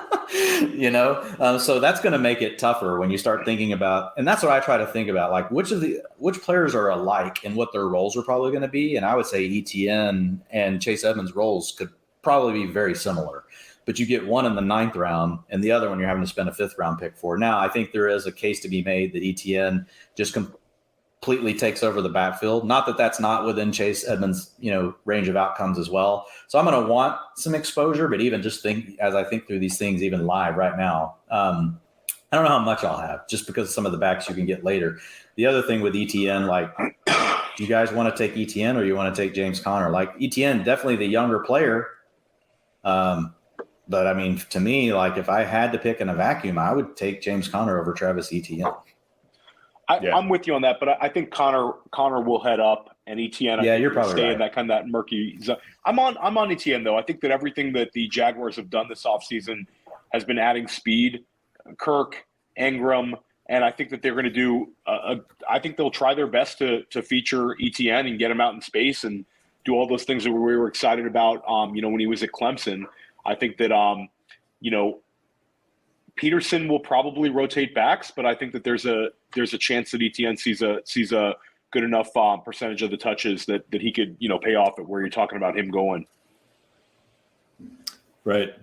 Yeah. Let's just to skip ahead a little bit. Let's hit the Falcons. There's another situation where there's I don't know how much you guys trust Cordarrelle Patterson. I don't. I've just been playing fantasy football too many years and seen too many, of these guys, kind of come out of nowhere in their late 20s or even 30, like Cordarrelle was, and they have this insanely good year, and then everybody chases it the next year, and they're worth absolutely nothing. Kind of like Mike Davis 2 years ago. We all thought Mike Davis, after he did so good filling in for Christian McCaffrey in Carolina, and then he moves over to Atlanta, everybody's drafting Mike Davis early, and he ends up leaving everyone disappointed, and then ends up being Patterson coming in. So what do you think is going on with the Falcons? Are they drafting a running back? Are they going to wait till late free agency and try to sign somebody cheap like Melvin Gordon, or what do you think? Dwain, hold your answer, brother. Hold your brother. Wow, I'm tripping. I'll also hold my brother. It's one of these nights, man. My daughter's not feeling well. I came into this thing with my head in the cloud, so I apologize. But we're 75 minutes in. We could talk to Dwain literally for hours, and we will answer that question, and we will drop a couple more if he's good to stay. But we got to give a quick shout out. This show is brought to you by our friends at the FFPC, myffpc.com. Guys, if you're not on there doing best balls right now, playing for $1 million, playing for 50 grand, playing for 25 grand best balls, you got to go sign up. myffpc.com right now. Go sign up. Tag one of us, Theo, Dan, myself, or at Goat District. We'll hook you up with a sign up bonus. You can use that $35 to a free best ball, a $35 best ball, or towards a dynasty team. Right now, dynasty startups are started. They've got orphans for sale still. They started the main event drafts. You can sign up, get your spots. Guys, get on myffpc.com. And Dwain, we'll get back to you, brother. Answer Dan's question. Yeah, it's a nasty backfield right now. And I'm good for a while if you guys are. Like at this time of night, like I'm good. Appreciate that. I can go whatever you want to do. But yeah, the Falcons are another team that have multiple picks. They've got pick 8 overall. Obviously, they're not going to take it back there. But in round 2, you've got pick 43, pick 58. Round 3, pick 74, and pick 82. So they've got in those first 3 rounds, you got 5 picks that you're going to have to avoid. So for me with Patterson, I agree with what you're saying, Dan. I think and last year, look, I was basically like, I didn't buy into Patterson. I wish I had bought into it more, but my thought process was like, look, I mean, this guy's been around for how long, and now all of a sudden we think this is going to stick. But now that I actually saw that Arthur Smith was able to do it and how good he was until the high ankle sprain hit. And the fact that, yeah, he is older, but the guy has no tear on him. Like he has no wear and tear. He does have age. Like age does matter, but the role they play him in, where he lines up, because more than any other back in the league, he gets to line up out wide. He gets to line up in the slot. They do all sorts of different things with him. And the fact that now Calvin Ridley's gone, you got Russell Gage gone. Like, I think he's going to be a huge facet in the passing game because they're going to have to. And I think he is good enough to, he'll never be a 25, 30% target share guy. That's the kind of thing that would have already happened, right? But I think he's a good enough player that they can manufacture touches for him around the line of scrimmage. I mean, as much as we all love Deebo Samuel, there were basically 2 Deebo Samuels last year. The other's name was Cordarrelle Patterson, like for the first however many weeks of the season. And so it's funny. What I like about him is just the price tag. Like, it's another back that's going, basically in the 10th round. And so again, like, you can load up on these receivers, and especially in a best ball, like having Cordarrelle Patterson, Chase Edmonds, and James Conner and Kareem Hunt. Like, if I had those 4 backs and I loaded up receivers early and came back and hit a few more, and if I already had my tight end, like, man, like I think I would feel pretty good, like, about my team. Not that I don't want to have some teams where I'm, getting some of these elite backs at the very top, of the draft. But I think Patterson would definitely be in the mix for me. I think where it would start to change is if all of a sudden people thought, oh, well, they didn't draft a back, so now Cordarrelle Patterson should go like in the 5th round or something. I would totally be out on that. Yeah. But at ADP, I have no problem drafting Cordarrelle Patterson. I think he's probably slightly lower, than he should be. He's probably about right, but I mean, I think he's a little bit low right now. Yeah, I think he's probably either a little low or about right. Where's he going right now? I can't find him for some reason. 9, like 10th round, 9th. Yeah. And he's one of these guys, he's got a pretty wide spread. Like, you'll see him go as early as the 7th round, but seeing him go as late as the early 12th. Is he showing up as running back on every platform, or is he still Yep. I know he was on a couple as receiver. Yeah, I think he's running back everywhere this year. Yeah, the running back where I've seen anyway. Yeah. Yep. Yeah, and Patterson, the thing that he showed last year was just that it wasn't just touches, like the explosiveness was there. And so I think that's the thing that, gets you excited. And it ended up being at 13%, but it was above, plays of 10 yards or more. And that's just running. Like, he surprised me how well he did running the ball. And then in the receiving game, obviously, he played really well as there as well. 23% of his plays went for 15 yards or more in the receiving game. So yards per route run, elite 2.23. His PFF receiving grade was a 91.4. That's insane.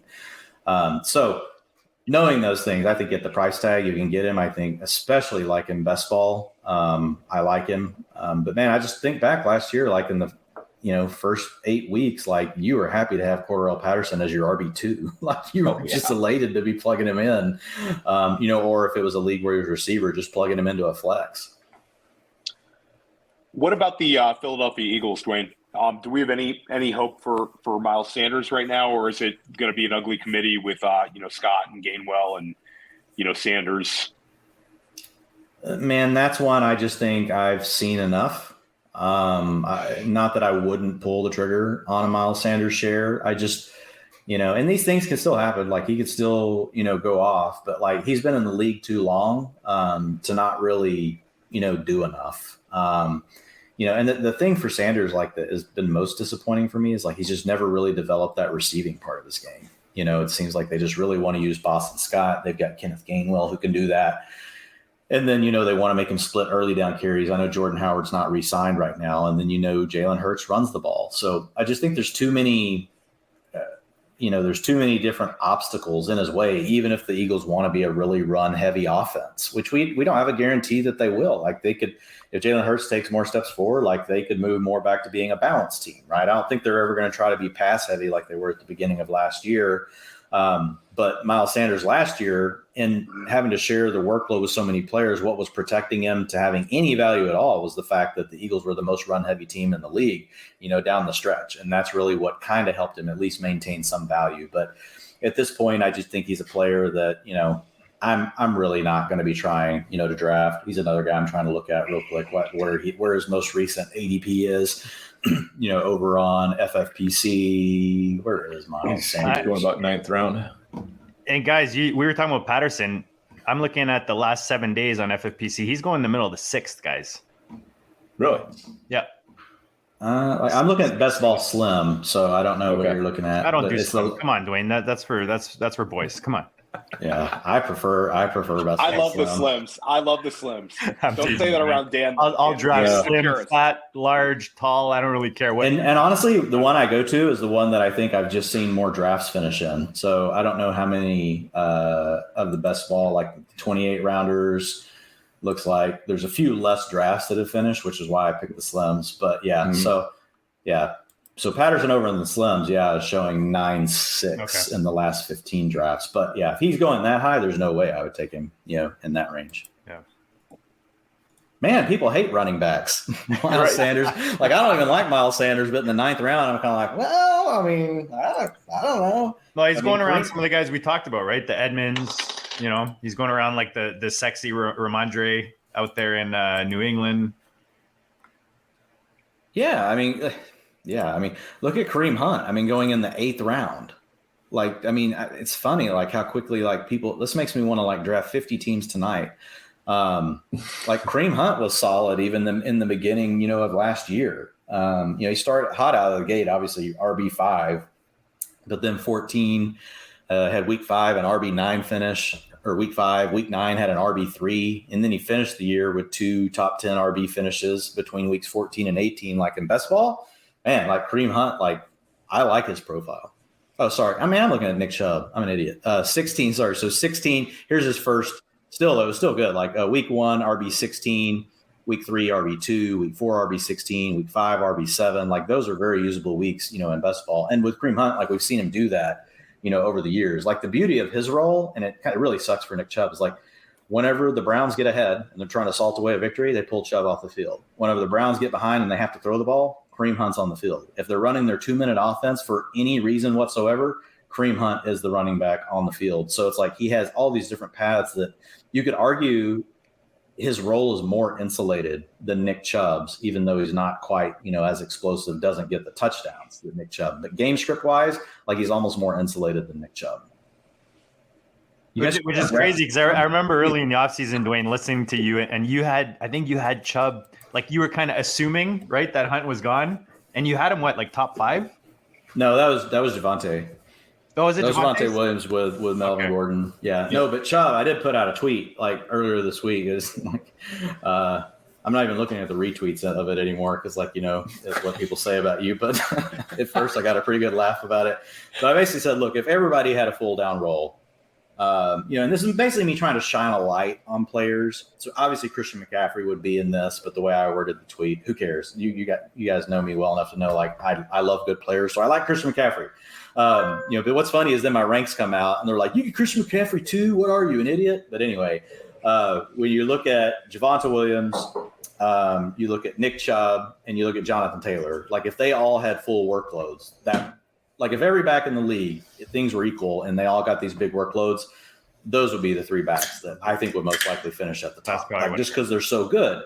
Now, that doesn't mean I think they're going to get those workloads. So, but Javonte right now, so far so good, but I just feel like every day that Melvin Gordon doesn't sign, the more likely he's not going to get the money he wants. And does he just come back to Denver because he likes it there? An opportunity to win, right? He's getting up there. Yeah, I mean, and he's just, you get Russell Wilson now. It's a good city. My guess is you're going to get Melvin Gordon back. Now, some of these backs are going to push the limit, right? They're going to wait and see if a training camp injury happens. But at that point, the thing you got to remember is like more of the salary cap's gone because it's been allocated to rookies. So it's kind of you're on like league minimums and stuff. No, at that point, in a lot of cases. Do what? Are you, and Dan might know, I don't know, like, is that more like you're getting thrown league minimums at that point when it's just like second, third week of the season and guys are getting hurt and they need a body? Well, if it's preseason and depending on the team, like if the injury happens to the right team that they happen to have the money, you might get a little bit more. But typically the market is so dried up, so it just depends on what the player's looking for. If they're looking for a chance to start, even though they may have to take less money, then they may wait. Right. If they know they want to go ahead and lock in money, they may do it, earlier. So, I mean, I think it really depends to each player and what their goals are, like, and, what their agent's telling them, to be honest. Yeah. And I think with a guy like Gordon too, I think he's at this point pretty likely to wait until after the NFL draft to sign, because that point, I think there's going to be another flurry, especially for a running back, because there are more teams that really want to add a running back than there are really good running backs to add. And so a guy like Gordon, I think, if he's smart, he just kind of holds out now and says, yeah, I'm still interested in, Denver. He's trying to keep his options open there, but, just wait until after the draft. And if Atlanta doesn't sign a guy or doesn't draft a guy, they might be interested in, a guy like Melvin Gordon. So, and they might have some money for him. Yeah, I agree. Maybe New York, the Jets we talked about. Right? Yeah, exactly. Don't get Theo all agitated. Like we already put him. He loves his Jets, man. He loves his Jets. We already. I love my Michael Carter. Don't mess with I think there's Michael Carter, you're Elijah Moore. I love my Carter too, man, for sure. I don't know if this one's on the list. The draft is scary though. You got to admit, right, Theo? It's absolutely scary. We've talked about Michael Carter as a dynasty buy with risk, but you're rolling the dice. Just like anything in fantasy football, you got to weigh the costs. And Michael Carter costs a hell of a lot less now than he would in a couple of weeks if he survives the draft. So survive the draft, and he's worth a ton, and a lot more in dynasty, a lot more in redraft. Yep. I don't know if this one's on the list, but I definitely want y'all to say, what are you guys doing with the Chiefs backfield? Avoiding it at this Don't point. Everybody speak at once. Just a collective gasp. Yeah. I have tried to. I have one ugly share of Clyde Edwards-Helaire in Dynasty that I've tried to sell, but I'm not selling for nothing, just on the chance that he can bounce back. But I'm not optimistic about this backfield at all. I think it could be a real mess. The Ronald Jones signing is weird. I think McKinnon will be around. It seems like a mess. One thing I like, Dwain, I love listening to you just in general, but one thing I really like is when you're talking running backs, because he's going, 7th round right now, Clyde Edwards? Yeah. And you talk in my language when you're talking about ownership, right? And, you talk about Pittman, maybe 20%, 25%. For me, Clyde, he's one of those guys, maybe I want 10, 15% just because of his price. But it's hard, man. It's hard to think that he's been in that offense with the power they've had. And I don't know, put another guy in that situation. I just feel like you're getting so much more out of it, So it's hard to see that offense kind of lose weapons. The offense is not going to be as opened up, you would think, with Hill gone. So can you still see CEH improve fantasy production wise? Yeah, the narrative I've heard, and it makes sense to an extent. You sign Ronald Jones. We know Ronald Jones is not a pass receiving back. I love my Ian Hardett's PFF. We do pods together every day. You guys know Ian. He's awesome. He's funny as shit. And he's like, Ronald Jones is so bad at receiving. He literally caught a touchdown pass that was a touchdown catch. The ref said no catch. Most receivers will get up and be like, no, I caught it. He just got up and walked back to the huddle. He's like, yeah, I probably dropped it. Let's just face it. The odds are I dropped the damn thing. But with Edwards-Helaire, oh man, yeah, I'm with you guys. I kind of just have a gasp. I don't know what to say. But the problem for me is he's never really shown anything in the receiving game either, which is where we would hope he would pick up, right? That's what we were hoping. Are we getting someone? Everybody knew he wasn't a Jamal Charles, as far as being explosive, thinking of previous Andy Reid backs. But you're thinking, Deuce Staley, he caught the ball out of the backfield. Brian Westbrook, was not a super fast guy, but a quick guy, really good out of the backfield as a receiver. And it just hasn't worked for Edwards-Helaire. And I think that's where we need his value to come from, because he's just not an explosive player. He's a fairly elusive player, but also not even really as good there as we would want. Last year, missed tackles forced per attempt, only 13%. League average is 17%. Rushing attempts over 10 yards, only 8%. League average 10.5. There's nothing in the underlying metrics that are wow, if this player got more work, could they actually be more? And then the targets per route run is the most disappointing thing. So it's not just about they're not putting him on the field in the 2-minute offense. They're not putting him on the field in passing downs. It's even when he's out there. His targets per route run, 12%. That's terrible. That is absolutely terrible. Mahomes is a guy that wants to keep his eyes downfield. And Kev was even saying, in the chat, and he likes to scramble as well. So I don't know, man. It's just like you got that factor. You got the fact that, they just don't really seem to be that interested in getting the ball. I think the only other positive thing you could potentially paint around Edwards-Helaire is he's pretty much been dinged up his whole career. Like, he's missed time, but he's also played with injuries. So is there a chance that really, health has been the primary issue for him as the first 2 years go? But my problem is, like, you can't beat out Darrell Williams and Jerick McKinnon for touches once you finally got healthy. That's like the telltale for me. Especially in the playoffs. Who do you remember in the playoffs for the Chiefs? For me, it's McKinnon and Wheeler. Yeah. You could easily see McKinnon because he just looked better than CH in that offense. You're not buying him for his skills. You're buying him for his offense. And that's his draft capital.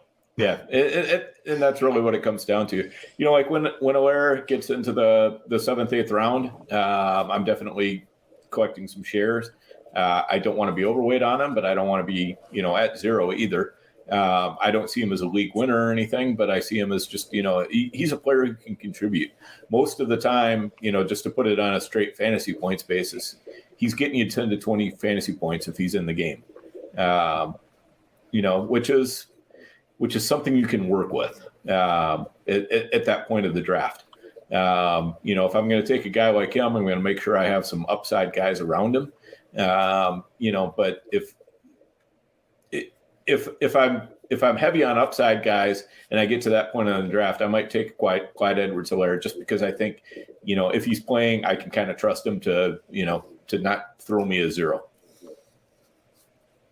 Yeah, he's more filling in. He's one of the guys that is going to fill in that RB2 spot. Right. You're playing that. You got your stud RB1 and you're just playing. Yeah, he's not your RB2. He's just kind of a guy who can fit.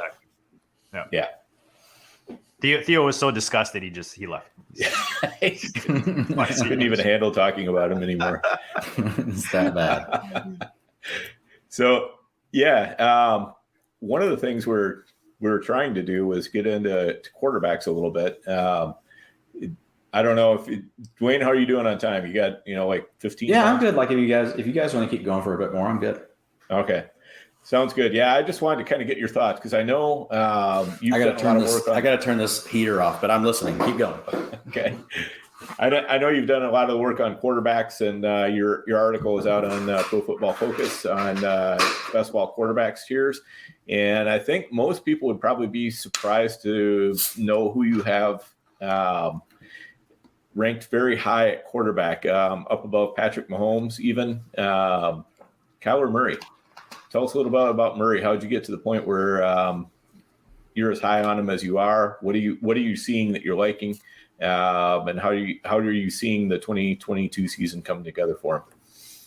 Yeah, I mean, and again, it's about building tiers. So I'm thinking about ranges of outcomes. And I think there's basically two quarterbacks in the league that could throw for 4,500 to 5,000 yards and also rush for 750. And I think the two names are Josh Allen and Kyler Murray. I think Josh Allen is the one. And so, again, I try to think of these assets like in those terms, like what is a reasonable range of outcomes. And so some people, Kyler Murray could never do that. Well, guess what? He already has. If you extrapolate his games to 17, which is we play 17 game seasons now. I mean, his passing yards, and he's only missed 3 games. He has played hurt, through some other games, which has really impacted his rushing stats. But I mean, his passing yards extrapolated for 17 games have been 39-45, 42-19, and 46-07. So we've already got a player that we know can throw for 4,500 yards. If you look at his rushing yards, same thing, 578, 873, 514. So we've also already seen him have a 750-yard rushing season. So I think to say players that have a reasonable chance of throwing for 4,500 and rushing for 750, it's really him and Josh Allen.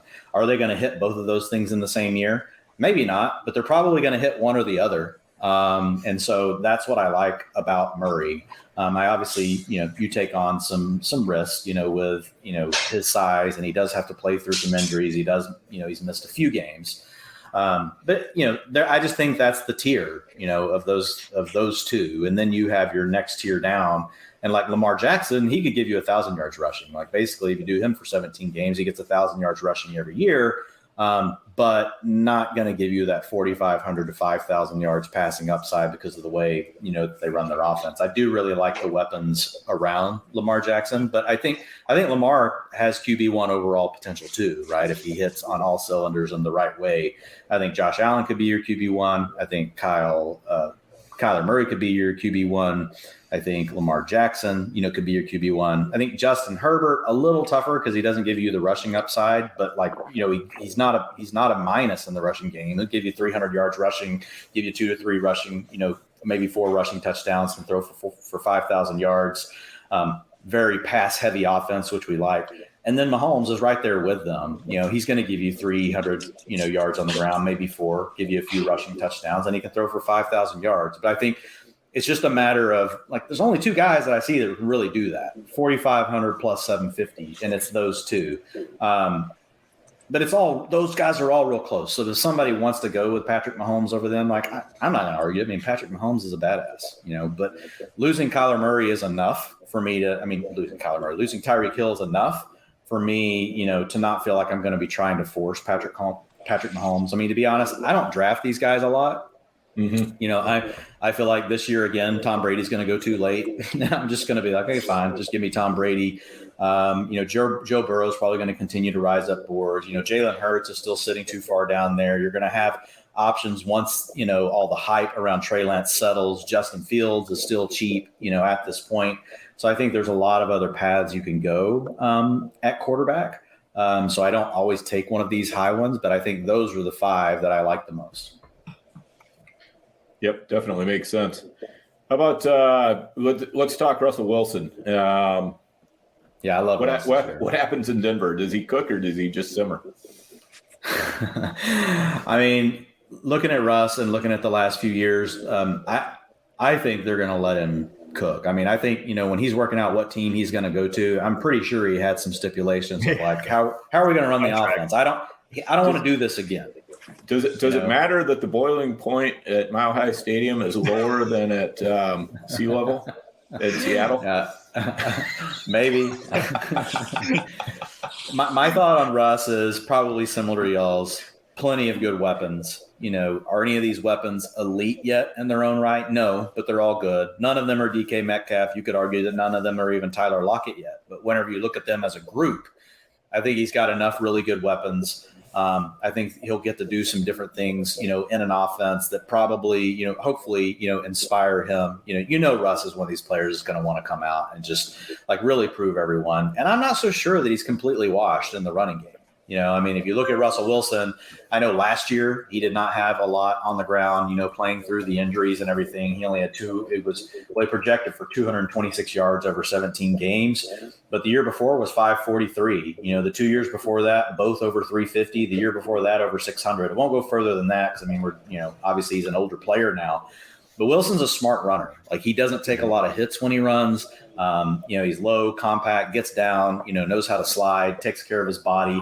So I still think that Russ Wilson gives you – I think he could be an arbitrage Kyler Murray. I think he could still throw – he could throw 40 touchdowns in this offense, throw for 4,500 yards and rush for 500. And where he's going right now, I think he's one of my favorite, players. Now, his ADP is – because people know Russell Wilson so well, it's not quite as low as what I had hoped it would be. It's higher than where, we were with Brady at this point last year, which is where I thought we might get to start out with Russ. So that hurts a little bit, but he and Brady are 2 of the main players that I'm really trying to get my arms around. If one of those top 5 don't slide, Dak would also, be in that group. But I think I'm slightly starting to lean to Russ over Dak. What about most of the time, Russ Wilson's going after Brady, Prescott, Stafford. He's kind of going before Rodgers, before Hurts, but he's going as a back end quarterback 1. So I think there's definitely room for him to when you take him, you can make a profit off him still. Go ahead, Theo. Yeah, no, I like Russ as a value as well. I think he's gonna show up and do quite well in Denver. But one quarterback that I'm pretty excited about is Derek Carr getting Devontae Adams. What's your expectations for the Raiders offense this year, Dwain? No, I mean, I think that's another one, so if you look at my tiers, and folks can go find it on PFF, and you don't have to pay. It's not behind the paywall right now. You can go look at my tiers. Running backs went up today.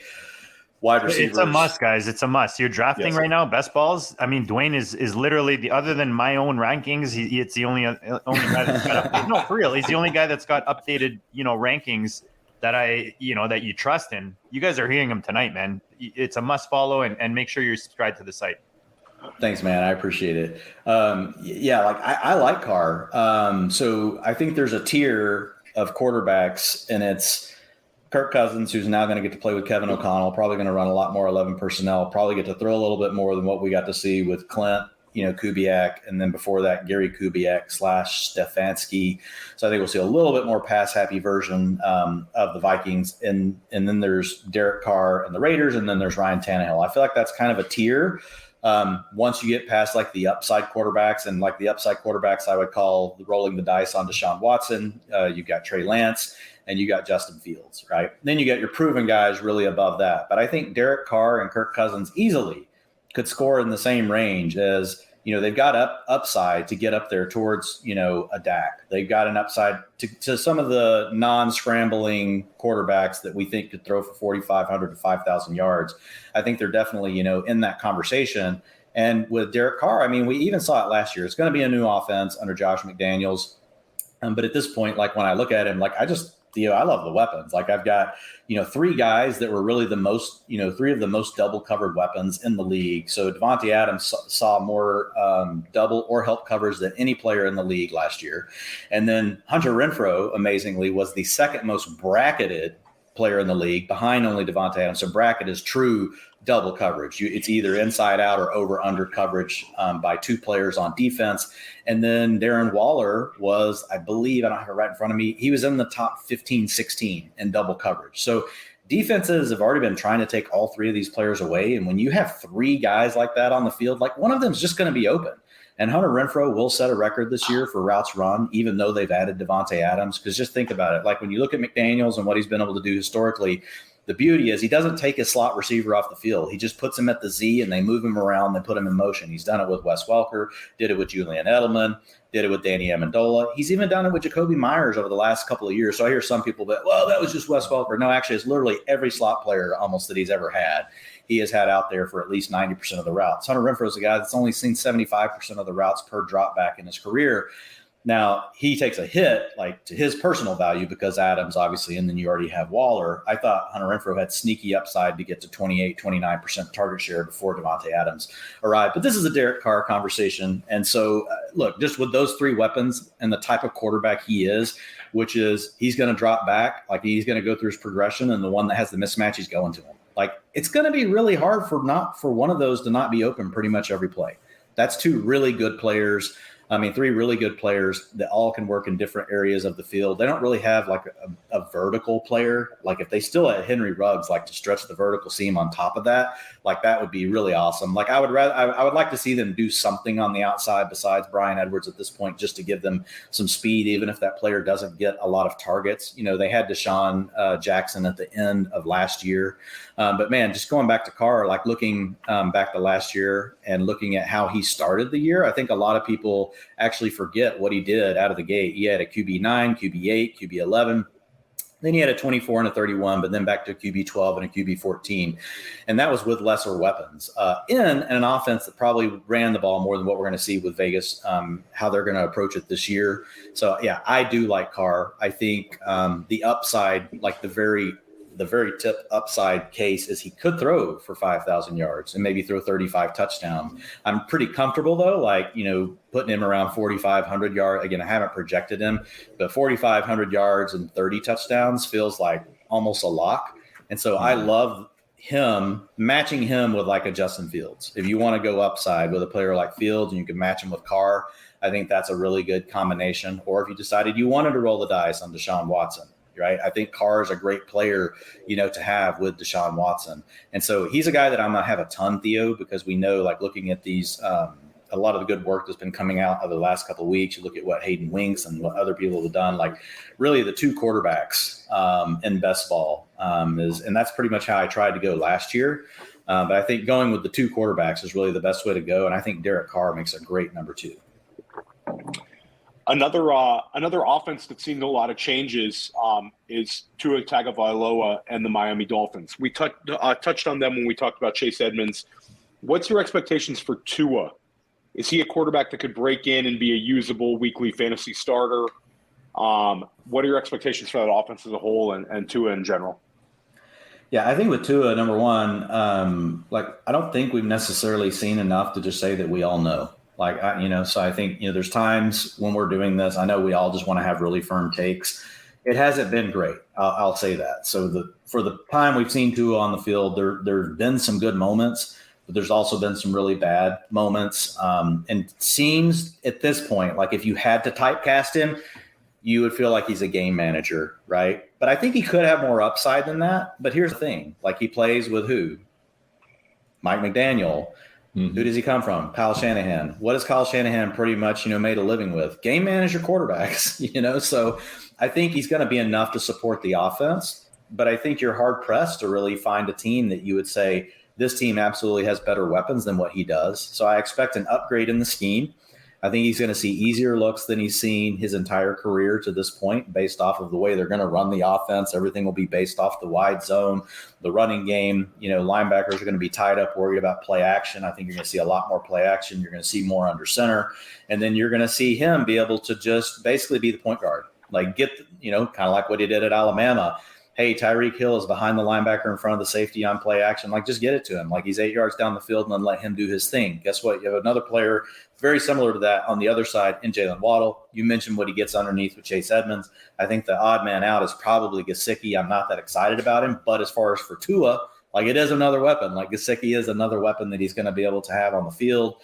Cedric Wilson is a nice ancillary piece. We'll see what they do with Devontae Parker. But like the way I think of Tua is like he could potentially be an arbitrage play on like what we might think about Kirk Cousins and Derek Carr. Like I always try to think like what if these guys hit their ceiling, like what group do they move into? I think for Carr, if he was to hit his ceiling, like he could move up into like, that, not quite to Tom Brady and those guys, but he could be an elite. He could end up having an elite pocket passer year. I think Tua could make that leap up and be like, oh, wow, like he's kind of sitting in that same range with Kirk Cousins at his median outcome, or at Ryan Tannehill at like, his 75th percentile outcome. Like I think Tua could get into that range, being a facilitator, getting the ball to his playmakers. And if all of a sudden he surprises us and like he really is better than what we've seen, well then like you're really talking about a player that could have some upside. I'm not necessarily like forecasting him that way, but I definitely acknowledge that we haven't seen enough of Tua to know for sure that it may not still be in there somewhere. And most importantly about the Miami Dolphins offense, do you see Tua as a quarterback that can support 2 top 20 wide receivers? I think that, saying top 24 for them would be disappointing. 2 guys in the top 20. Do you see it? Yeah, I think he can support 2 guys in the top 20. I think where it becomes challenging is when you have 3 really good targets. You got a run heavy offense. We don't know how heavy they'll be. They could be more balanced. My guess is they're going to run the ball quite a bit though. So we're not, and they're not going to run a real fast pace. That's just not. Now McDaniel could come out and really do his own thing. Like we don't know for sure. So we can only just kind of speculate based on like their roots and where they've come from. But these coaches will throw us curveballs and they'll surprise us. But based on everything we know today, I would expect them to be run balanced. They'll pass more when they need to. But I think based on efficiency alone, I think it can support 2 top 20 guys. And here's the challenge. Like, I mean, I want y'all's thoughts. Like the problem for me is like when I'm ranking, because I'm working on my wide receiver tiers right now. Actually, I was working on them before we hopped on here. And I'm writing that article as I'm going and looking at Jalen Waddle. So I've got Tyreek Hill as my wide receiver 5. He's in my second tier. First tier is Cooper Kupp, Justin Jefferson, Jamar Chase. Devontae Adams and Tyreek Hill used to be in that same tier. Now they're in one tier below. They're still elite players, but I do think they take a hit, right, going where they're going. But then when you look at the players behind them, like I don't know that I can move Tyreek Hill below A.J. Brown. I love A.J. Brown. Maybe they belong in the same tier, but I don't feel strong enough to feel like I'm going to take Tyreek Hill after A.J. Brown, right? Same thing, I love CD. I really like CD a lot, but I think he's right there in that range. But then I get to my next tier, which is T. Higgins and Jalen Waddle. So it's two young players that have absolutely shown what they can do, but they have a lot of they're going to have a lot of competition around them for targets. But where my challenge comes in, like Jalen Waddle, I have a hard time dropping him. I'm going to take him over Mike Evans. I just am. Like, I'm not going to take Mike Evans over him because I'm still going to buy into the young talent. So sometimes what I'm saying here is like projections and rankings, like they don't always exactly meet, because I just want to be in on the younger player like Waddle that's shown me can come out and take a 24% target share in his rookie season at a 1.75 yards per route run, get over the 75 PFF receiving grade, which has been like enormous for these receivers. Like, he's checked so many different boxes for what you want to see a rookie do. I think there's a real good chance, to your point, Theo, that, you know, even as Tua just really being a point guard, like you can see 50% of the targets just go to these two guys. Tyreek Hill's never been a 30% target share guy either. I think Gesicki is the odd man out. I think Gesicki is going to be stuck. Like, Gesicki's not getting 20% in this offense. He's just not good enough. He's also going to be challenged. I didn't like him going back to Miami for that reason, especially after they make these moves, you know? Yeah, and I think a lot of people look at it and they're like, oh, but this is a great offense for the tight end. It is, but Gesicki really struggles. Gesicki's a slot player. This team's going to be running 12. They're going to run 21 personnel. They've already added Alec Ingold as a fullback. There's going to be a lot. And 21 personnel, you can count on it. Mike Gesicki's not going to be on the field. And this team's going to use it 25% of their plays, most likely. And then they're going to use some 12 because they have multiple tight ends. That will get Gesicki on the field a little bit more. I think 11 personnel is where Gesicki has the best chance to get on the field. But even then, they signed Cedric Wilson. Are they just not going to play Cedric Wilson? Because he plays in the slot. You know, so are they going to play Cedric Wilson outside if they move on from Devontae Parker? I guess that's a possibility. But Waddle also moves into the slot. So I feel like Gesicki's in this real fragile spot where he can't block, so he can't be out there in some of their base personnel. Where he works from the slot, they've got multiple other players they're going to want to get into that spot. But again, like, this all for me circles back to Tyreek Hill, to Jalen Waddle. I do have them both inside my top 12. I think, again, like, am I saying it's absolutely going to happen? No, but it just starts once I get to a certain point. I'm like, man, like Jalen Waddle, I'm not moving Jalen Waddle below DK Metcalf with the challenges Seattle's going to have this year. And I love DK Metcalf, but I'm just not going to move Jalen Waddle below him. I'm not going to do it. Like, I'm not going to move Jalen Waddle below DJ Moore, who I also like. But DJ Moore's got a terrible quarterback. Like, so I get to this spot where, like, well, some people are going to look at this and be like, man, you're an idiot. There's no way both of these guys can finish in the top 12. But then my question becomes, will you tell me who you're moving Jalen Waddle below? Like, tell me that, and then we'll go from there. And I'm not – some people have some really good answers. Like Ian today, he's got him at 16. Like, he wants DeAndre Hopkins over him. He wants Keenan Allen over him. He wants Mike Evans over him. Like, I could see getting exposure to Hopkins and Allen over him. There's no way I'm taking Mike Evans at this point in his career over Jalen Waddle. And I like Mike Evans. And Mike Evans has his own challenges. He's got multiple weapons on his offense as well. Yeah, and we talk about guys with week winning upside and elite talent, and we also play in NFFC and FFPC. So you think about a guy who could go on a 3-week tear. That's Jalen Waddle. So it's, I like taking the optimistic approach with the younger, exciting talent as well. And that Dolphins he is an interesting player that a lot of people are asking about, though. So, like, I mean, I am interested. Like, Dan, JD, like, where are all of you on this? Like, I'm also open to changing my views. That's where I'm. We're sitting here in March. We got a long way to go. So he's a high end. You may change my mind. That's just where I'm at. High end wide receiver 2 for me. I mean, I think I'm still very excited about him, and I'm excited to see what he does with Mike McDaniel. And I think having a elite alpha wide receiver like Tyreek Hill that can stretch the field across from him is going to open up a lot of things for him. We saw T. Higgins and Jamar Chase, excel next to one another. We've seen it time and time again. I don't see any reason why a guy who had over 100 catches as a rookie is somehow going to regress to the point where he's not just crushing in year 2. How about you, Dan? Yeah, I'm still bullish on Waddle. As Theo and JD know, I was crushing him in early best balls before the Tyreek Hill trade happened, and I'm liking the fact that he's getting cheaper now. So I don't mind that at all. But I just see, with Waddle on one side and Hill on the other side, I mean, those guys are going to give defensive coordinators fits because they can eat. You can send Waddle deep and send Hill underneath. You can send Hill deep. You can send Waddle underneath. You can be changing up play by play. You can do it from different formations. I mean, the sky's the limit for what can go on there. And so, there's it's going to be really, really tough on defensive coordinators to try to figure out how to cover them. So I'm totally fine with taking Waddle. I'm going to probably I kind of have him right around Mike Evans right now. So I definitely want to get some Evans because he's a guy who can, just go out and score 3 touchdowns on any given week with Tom Brady throwing him the ball. But, but I find myself in the same place where Dwain is, where I'm going, I don't want to bet against the young guy, who did so much in his first year.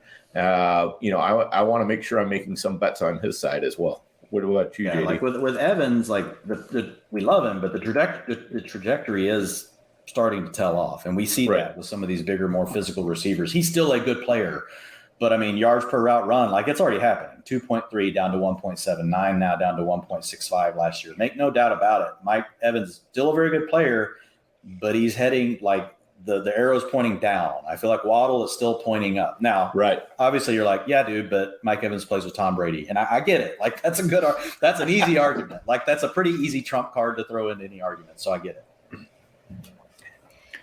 Yeah, I mean, I like Waddle, like Dan was hammering before the trade. For me, all these similar to the draft coming up. Like for me, you're buying these talents, especially when there's an opportunity. And for me, Hill coming over there is just an opportunity. This guy, 25% target share as a rookie, top 12 in Yak. Like, I mean, he did a lot of this on his own, and that's not going to change. If anything, he's just going to have the attention taken away, like you guys talked about with Hill there.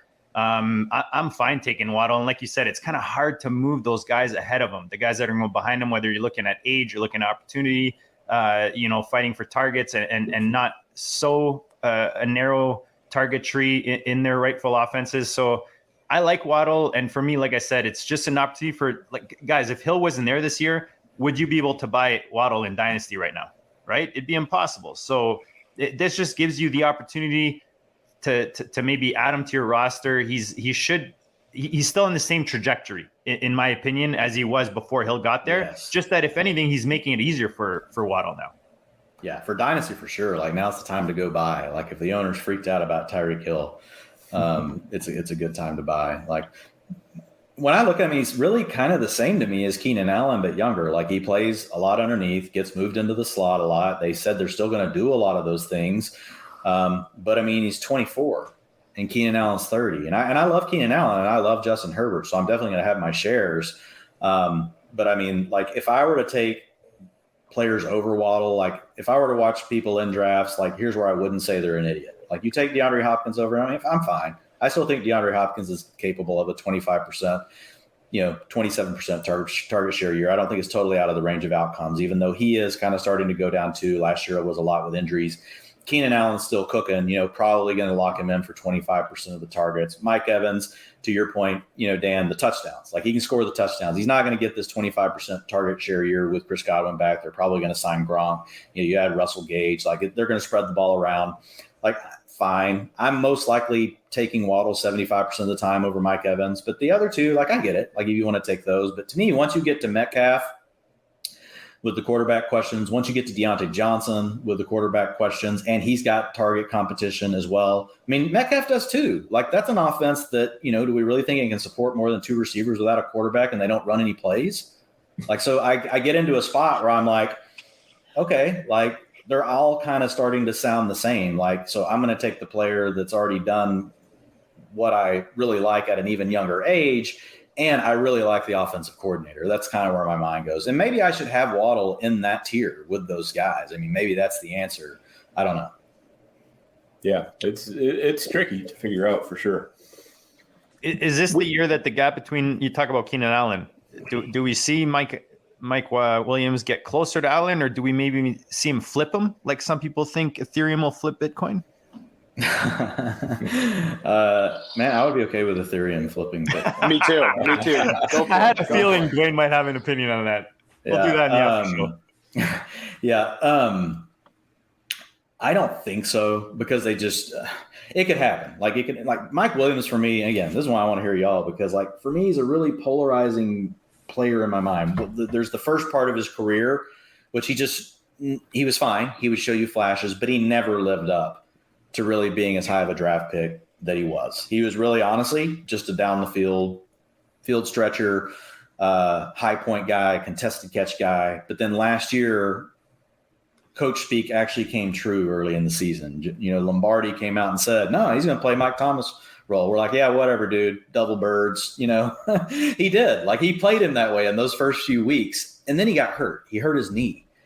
And everything changed after that. Now, his ADOT stayed the same, though. So part of me is like, wow, he came out and he really did use him that way.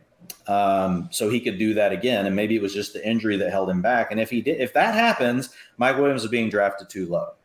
But there's also the other side, which was really for Mike Williams' career, which is a way longer stretch. Like, he had never even been at a 20% targets per route run, like, which is insane for a guy that was drafted as high as he was. So it's like, he's a guy that I really get torn on. There's this small sample size that makes me think, man, there's a bigger ceiling than maybe what I'm giving him credit for. But then there's this huge track record that's like, oh man, I like Mike Williams, but I really think he's just a wide receiver 3 is all that he is. And so, to be honest, I just hedged. I just put in between those two in my ranks. And sometimes you just have to do that, right? And that gives you a chance that you can get exposure to them when the ADP is right. He's a player I'm definitely not going to reach on and be trying to just go nuts with. But whenever ADP works out the right way, that's whenever I'm going to scoop up my shares of Mike Williams. What do y'all think? I'm still a Keenan Allen guy. I think that he's been a bargain for the last few years, and Yeah. I think that when you look at him, he's just so solid, and I think that he's aging gracefully, and Herbert loves him. So with Mike Williams, I'll draft him, but I'm not as excited as I am about Keenan Allen. Yeah, I think I own 1 or maybe 2 shares of Mike Williams, and I own several shares of Keenan Allen at this point. Probably 8 or 9 shares or so of Keenan Allen. So I'm much more comfortable with Allen. I feel like almost no matter what Mike Williams does, Keenan Allen's going to be just fine where he's at. He's not going to lose me leagues. So that's kind of where I've been. I don't know. I just haven't. I've always been looking at somebody else when Mike Williams is kind of, up in the queue where I would be thinking about him. Yeah, I guess the tough thing is the defense is supposed to be that much better, and they're already pretty good, so it's not like they're going to be launching the ball. The division that they're in is definitely going to make them have to score points. But, with 2 guys like that, you don't want to have a shitty defense so they could be launching the ball. But I find myself, sometimes I was skipping Allen and then grabbing Williams later. But in that offense, I almost rather just get Eckler and Herbert, Yeah. And I've kind of been fading the receivers on that offense just because I think he's going to be spreading the ball a bit more. I don't think we're finding a narrow target out there in LA, and like I said, the defense improving is definitely going to put a ceiling on that aerial offense, in my opinion. Yeah, I think the good news is they're very pass heavy, period, and it's just kind of how they're built. They don't necessarily have like a back that they want to pound. So like they're one of the top 5 heaviest offenses in pass rates, like no matter what the game script is. So I think that helps insulate it a bit. But I agree, and Ian and I have talked about this too, like the defense has definitely improved. So even if you're still throwing the ball, like if you're not feeling the need to push the ball down the field, like you're just trying to grind clock, it could definitely impact them. I think it just sticks to me like Williams' first 5 games last year, wide receiver 14, 10, 1, 105, but then a 2, and then he got hurt and it went to 73. He missed a game. Then it was 79, 46, 45, 10, 50. These are PPR finishes, 20, 39, 46, but he finished the season with a 20 spot and then the wide receiver 6 in week 18. And like, if you look at that overall, that's kind of how he's been for his career, right? He'll just have these blow up weeks and then nothing.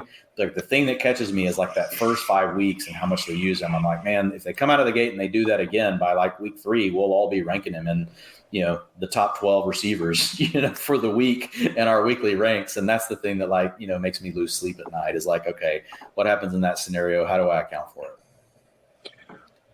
Shout out to Scott Kobe, who has a great question. Who's a guy in high stakes leagues that you think will fly up draft boards come September? I know I have one in my mind. I wonder if Dwain, you have one, and then maybe we could all share one. Yeah, I'm trying to think I have several. I mean, we've talked about, some of them already. I think that, again, now some of this does depend on the draft, but I think James Conner, Leonard Fournette, those guys are probably both going to continue to move up. And again, I'll have a full article out on this with my thoughts better collected. I've just kind of been jotting some names down as I go, but I'll have that out next Tuesday if everybody wants to see it. It'll probably be unlocked too over on PFF. But I'm just scrolling. If somebody else has one, they want to jump in, they can. I'm just kind of looking like who I think would be the biggest one. Kadarius Toney is mine. I think he's going to shoot up all summer long. I just think about like leagues like NFFC. Where what do you think the reason is, Theo, with that? Like what changes between now and then? That's my question. I just think you'll get the positive vibes in the offseason where it's going to be more and more clear that he's a massive part of the Giants offense. So does Barkley follow that trend? That's more my question. Not necessarily for me. I think it's more of just a pro Tony thing. It reminds me a little bit of like Jerry Jeudy last summer, where Dan and I, when we started drafting these teams, that you could get Jeudy in the 7th round, and all of a sudden by the time Vegas came around, Jeudy was going in the 4th round.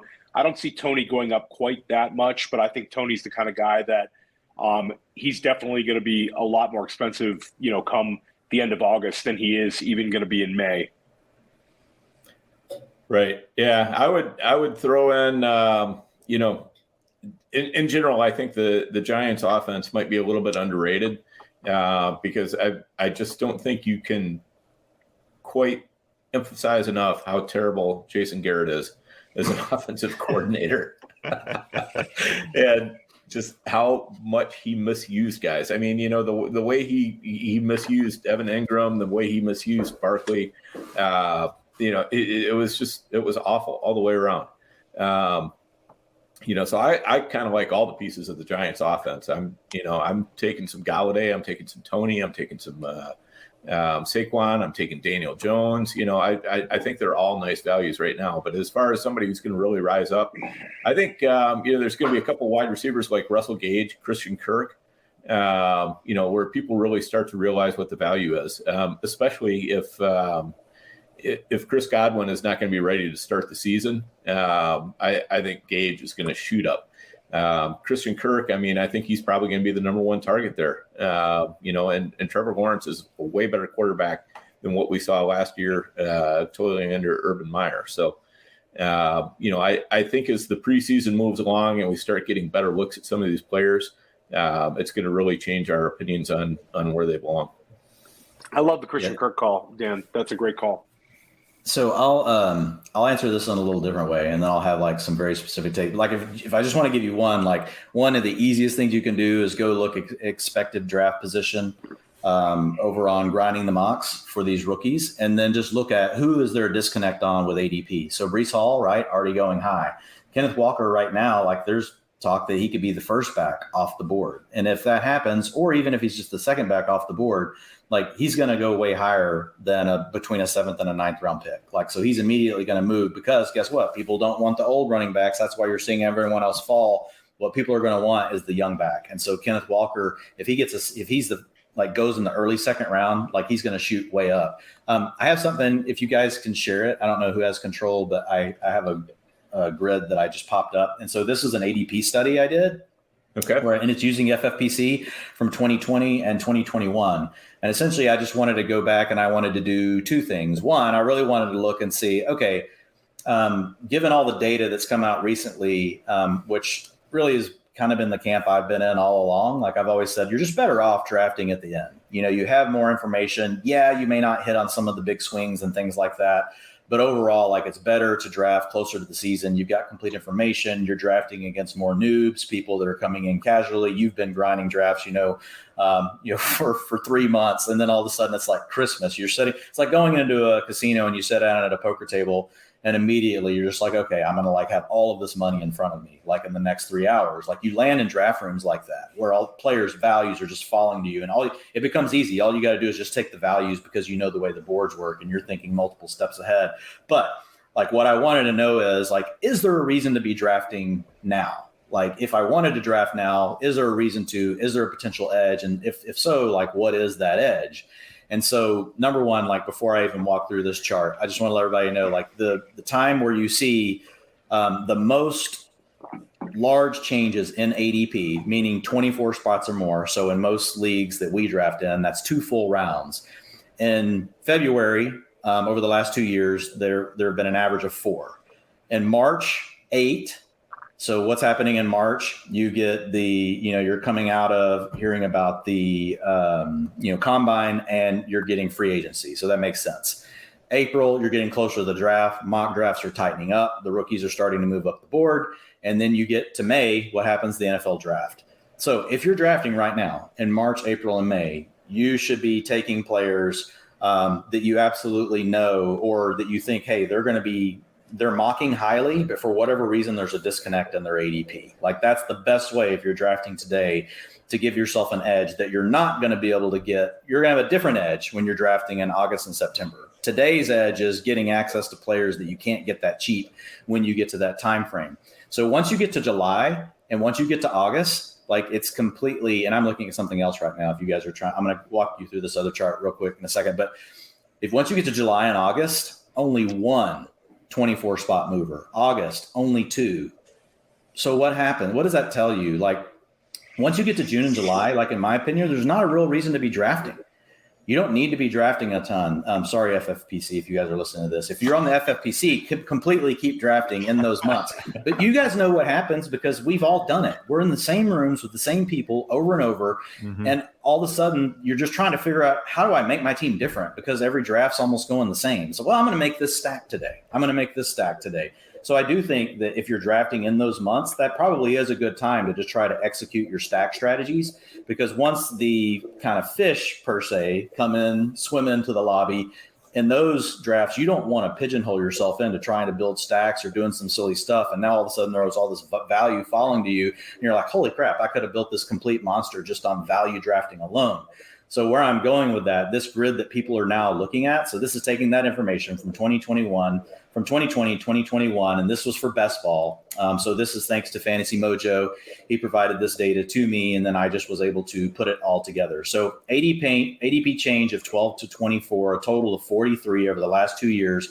And what were they? 5 of them were rookies. So this is kind of taking what I just gave you and going a layer deeper. So if players are changing, a lot, what types of players are changing? And it goes to your comment, Theo, like look at that second bucket and the third bucket, second and third year receivers. And that's really where Kadarius Toney fits. So what happens is, typically we're seeing that as drafters go through the offseason, we start to gravitate more and more and more to moving the younger players up the board. So Kadarius Toney goes into that. Chase Claypool will still fit in that in the third year. This year, he's a player that's still going too late. Jerry Jeudy had already happened because we had Russell Wilson come over, but it would have happened later if it didn't because of Russell Wilson. So what you want to do is you want to gain exposures to rookies now. You want to draft second and third year players now because their ADPs are the ones that are the most likely to go up. Obviously, free agents or trades, and we've had a lot of those this year. So next year, like this number, the average is going to be higher because of the craziness that we've seen this offseason. But like one, I can tell you right now, draft Gronk. Nobody's drafting him. Like he's basically said he's going to sign. Like draft Rob Gronkowski. In a barbershop. He'll be in the top 10 tight ends by the time the summer's said and done. You can get him for absolutely free right now, even with sharp drafters in your draft room. So a guy like Gronkowski is another one. And then the last one is really vacated opportunities. And I think what happens there is once the draft and everything settles, and these typically happen later, then all of the quote unquote experts, call them whatever you want. Like, I'm not trying to say that, but like we all do our projections and we put them out there and it's all based on, well, okay, we think the team is going to throw the ball this many times, they're going to run. And then we have to divvy it up across everybody. So what happens is that's where these players all of a sudden like, oh, well, Allen Lazard's going to have a bigger role. His ADP is going to rise. Those are the kind of guys that will rise a little bit later once people get into full on like projection season. So the reason I show this, so you can see on the left, and you guys, I do have an article on this. I believe it is also unlocked over at PFF, and you can go check it out. But I fully break all of this information down for you. But all it's showing you is the ADP change, 12 to 24, 25 to 36. Like, how big of a move did they make? And then if they did, what type? But at the bottom, like that row 13, like if for folks that can see it, like that shows you the most of it is rookies. 18% of these big movers are rookies. So draft the rookies now. Second year players, which Theo just hit on, make up 15% of the movers. So they are the players you should be targeting now. Free agents or trades, it's kind of already happened, but like Gronk is still a laggard. Like there's some guys that could end up in a good spot. So those would be the things if you're trying to think more like macro strategy and apply it to like a pool of players. Like that's the way I'm thinking about it. Does that make sense? That makes sense because Dwain, you support how I've drafted, so it definitely makes sense. my top 3 running backs on Underdog right now for the big board, the Superflex one is Breece Hall, Zamir White, and Rashad White are my top 3 running backs. There you go, JD. There you go. Yep. That's a pretty awesome chart to break out this far into the pod, Dwain. And guys, if you're listening on the pod, make sure you check out the YouTube because you got to check out this chart that Dwain threw up on the board. Sorry, Theo. Yeah, it's definitely worth checking out. And one of the things I love is that the vacated opportunities is a lot less predictive than like rookie or second year. Because the thing that bothers me about vacated opportunities is that talent attracts targets, not, targets don't attract talent. So, there's going to be somebody who steps up, but it's not always who we think it is just because that's the first person in line. So especially when you've seen a player play for a while, and really this just represent how much they moved in ADP. But like the next step is then, okay, like how many of these things actually pay off, which is the next layer. And it's really the next article I've got to do in this series, but you're already hitting it on the head. The ones that typically don't pay off that make these moves are the ones you just mentioned. So like right now, Alan Lazard, I like Alan Lazard, but he is what he is. And that's where like things like targets per route run, yards per route run, they can tell us that, okay, great. We won't ding them for not being able to get on the field. Fine. We're just going to say that should be a ding, right? If you can't get on the field, like that's step one. Like you got to be good enough that the coach will put you out there. But even then, sometimes you're in a loaded offense. There's different things. So you want to take a layer below that, right? And you want to start to look, okay, well, when they were out there, how often did they get targeted? And man, just none of it looks good for Lazard. Like he's been in the low ones in the yards per route run.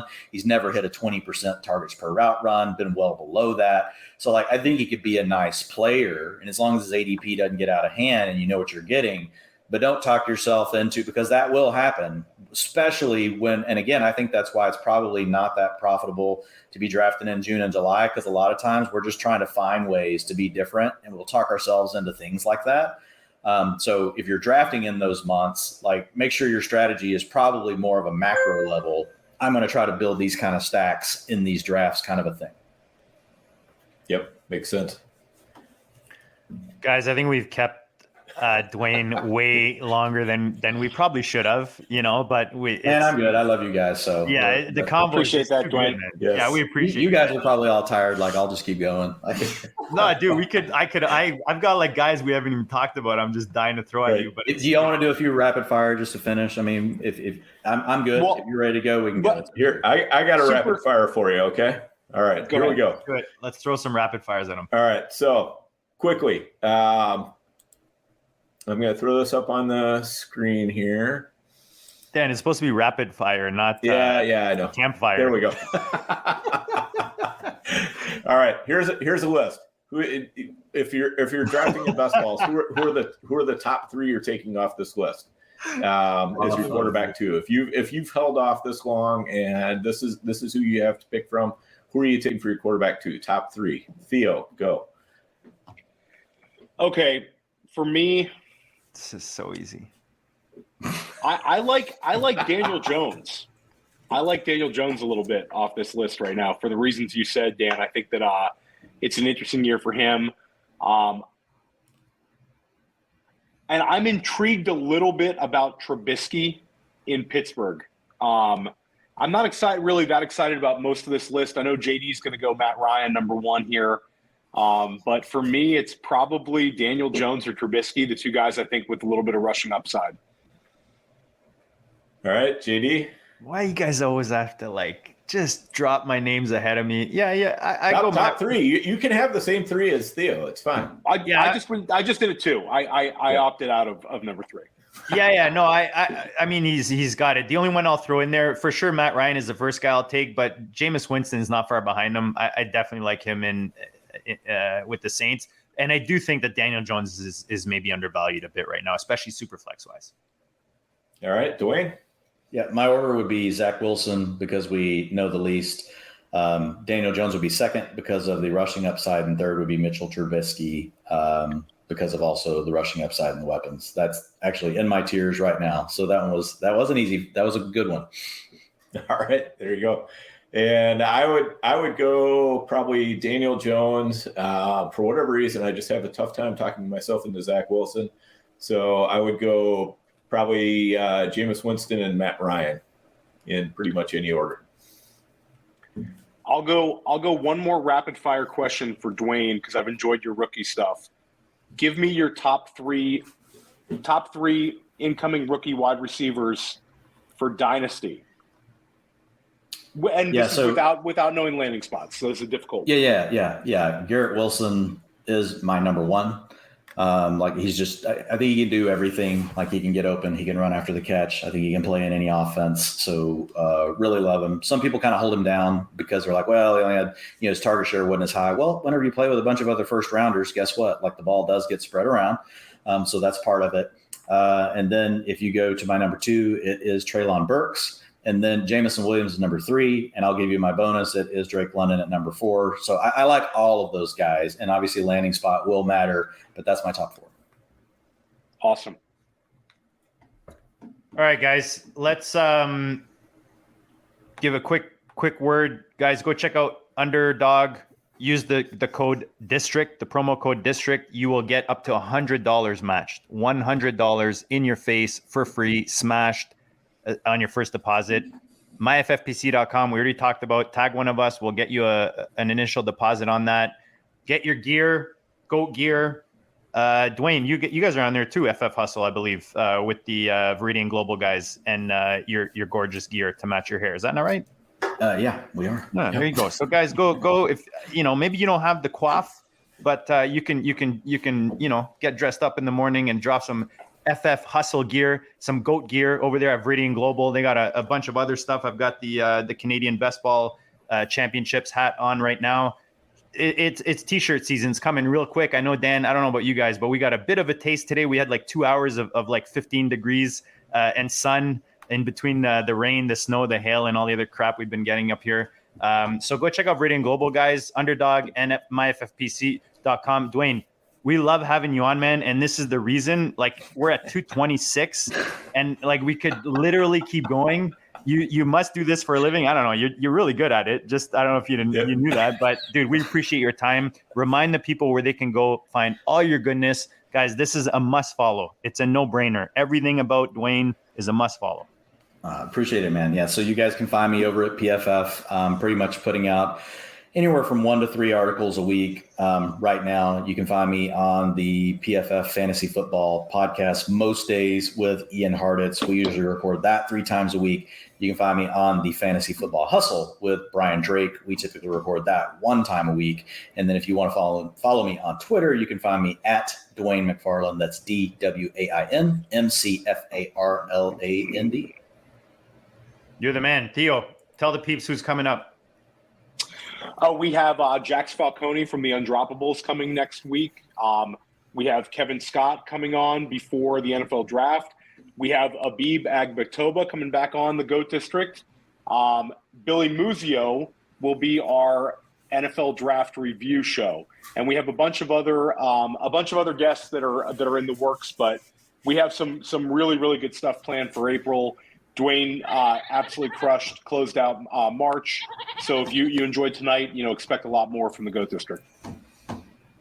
Danny boy, anything to close this out with? Man, 2.5 hours, and it felt like about 30 minutes to me. Honest to God.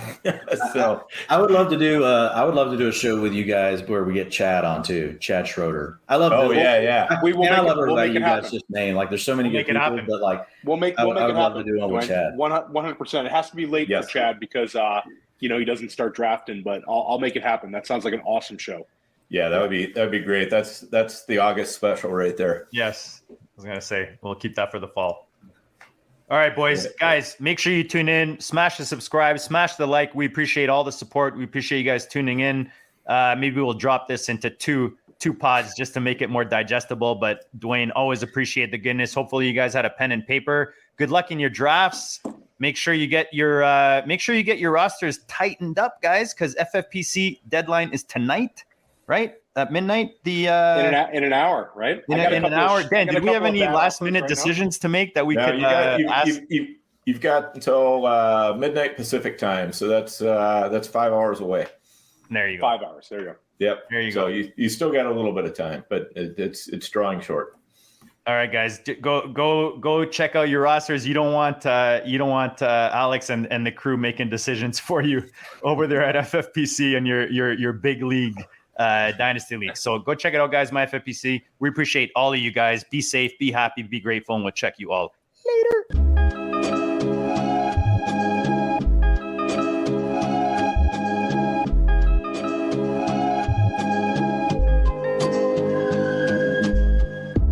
District, you know the Pope listens. Dynasty, our religion, for the blokes missing. On all of these trades, on all of these plays, on all of these grades. By the end of the day, y'all getting played. So, what you gonna do next? Try to fill up that flex? Send the homie a text? That trash offer's the best? You try to make it complex, then they text you back. Now all of a sudden, they don't make any sense. Broaden your horizons, boy. Dynasty's not for the Simons, boy. These trades not for consignment, boy. Respect your opponent, y'all some piranhas, boy. This my advice from me to you. Open up your cute little podcast queue. Search up GOAT District, my dude. Pop it in your ear, man. Y'all know what to do. It's the... And I always be traded. And I always be traded. And I always be trading. Y'all try to betray them, but first you gotta bait them. Fish.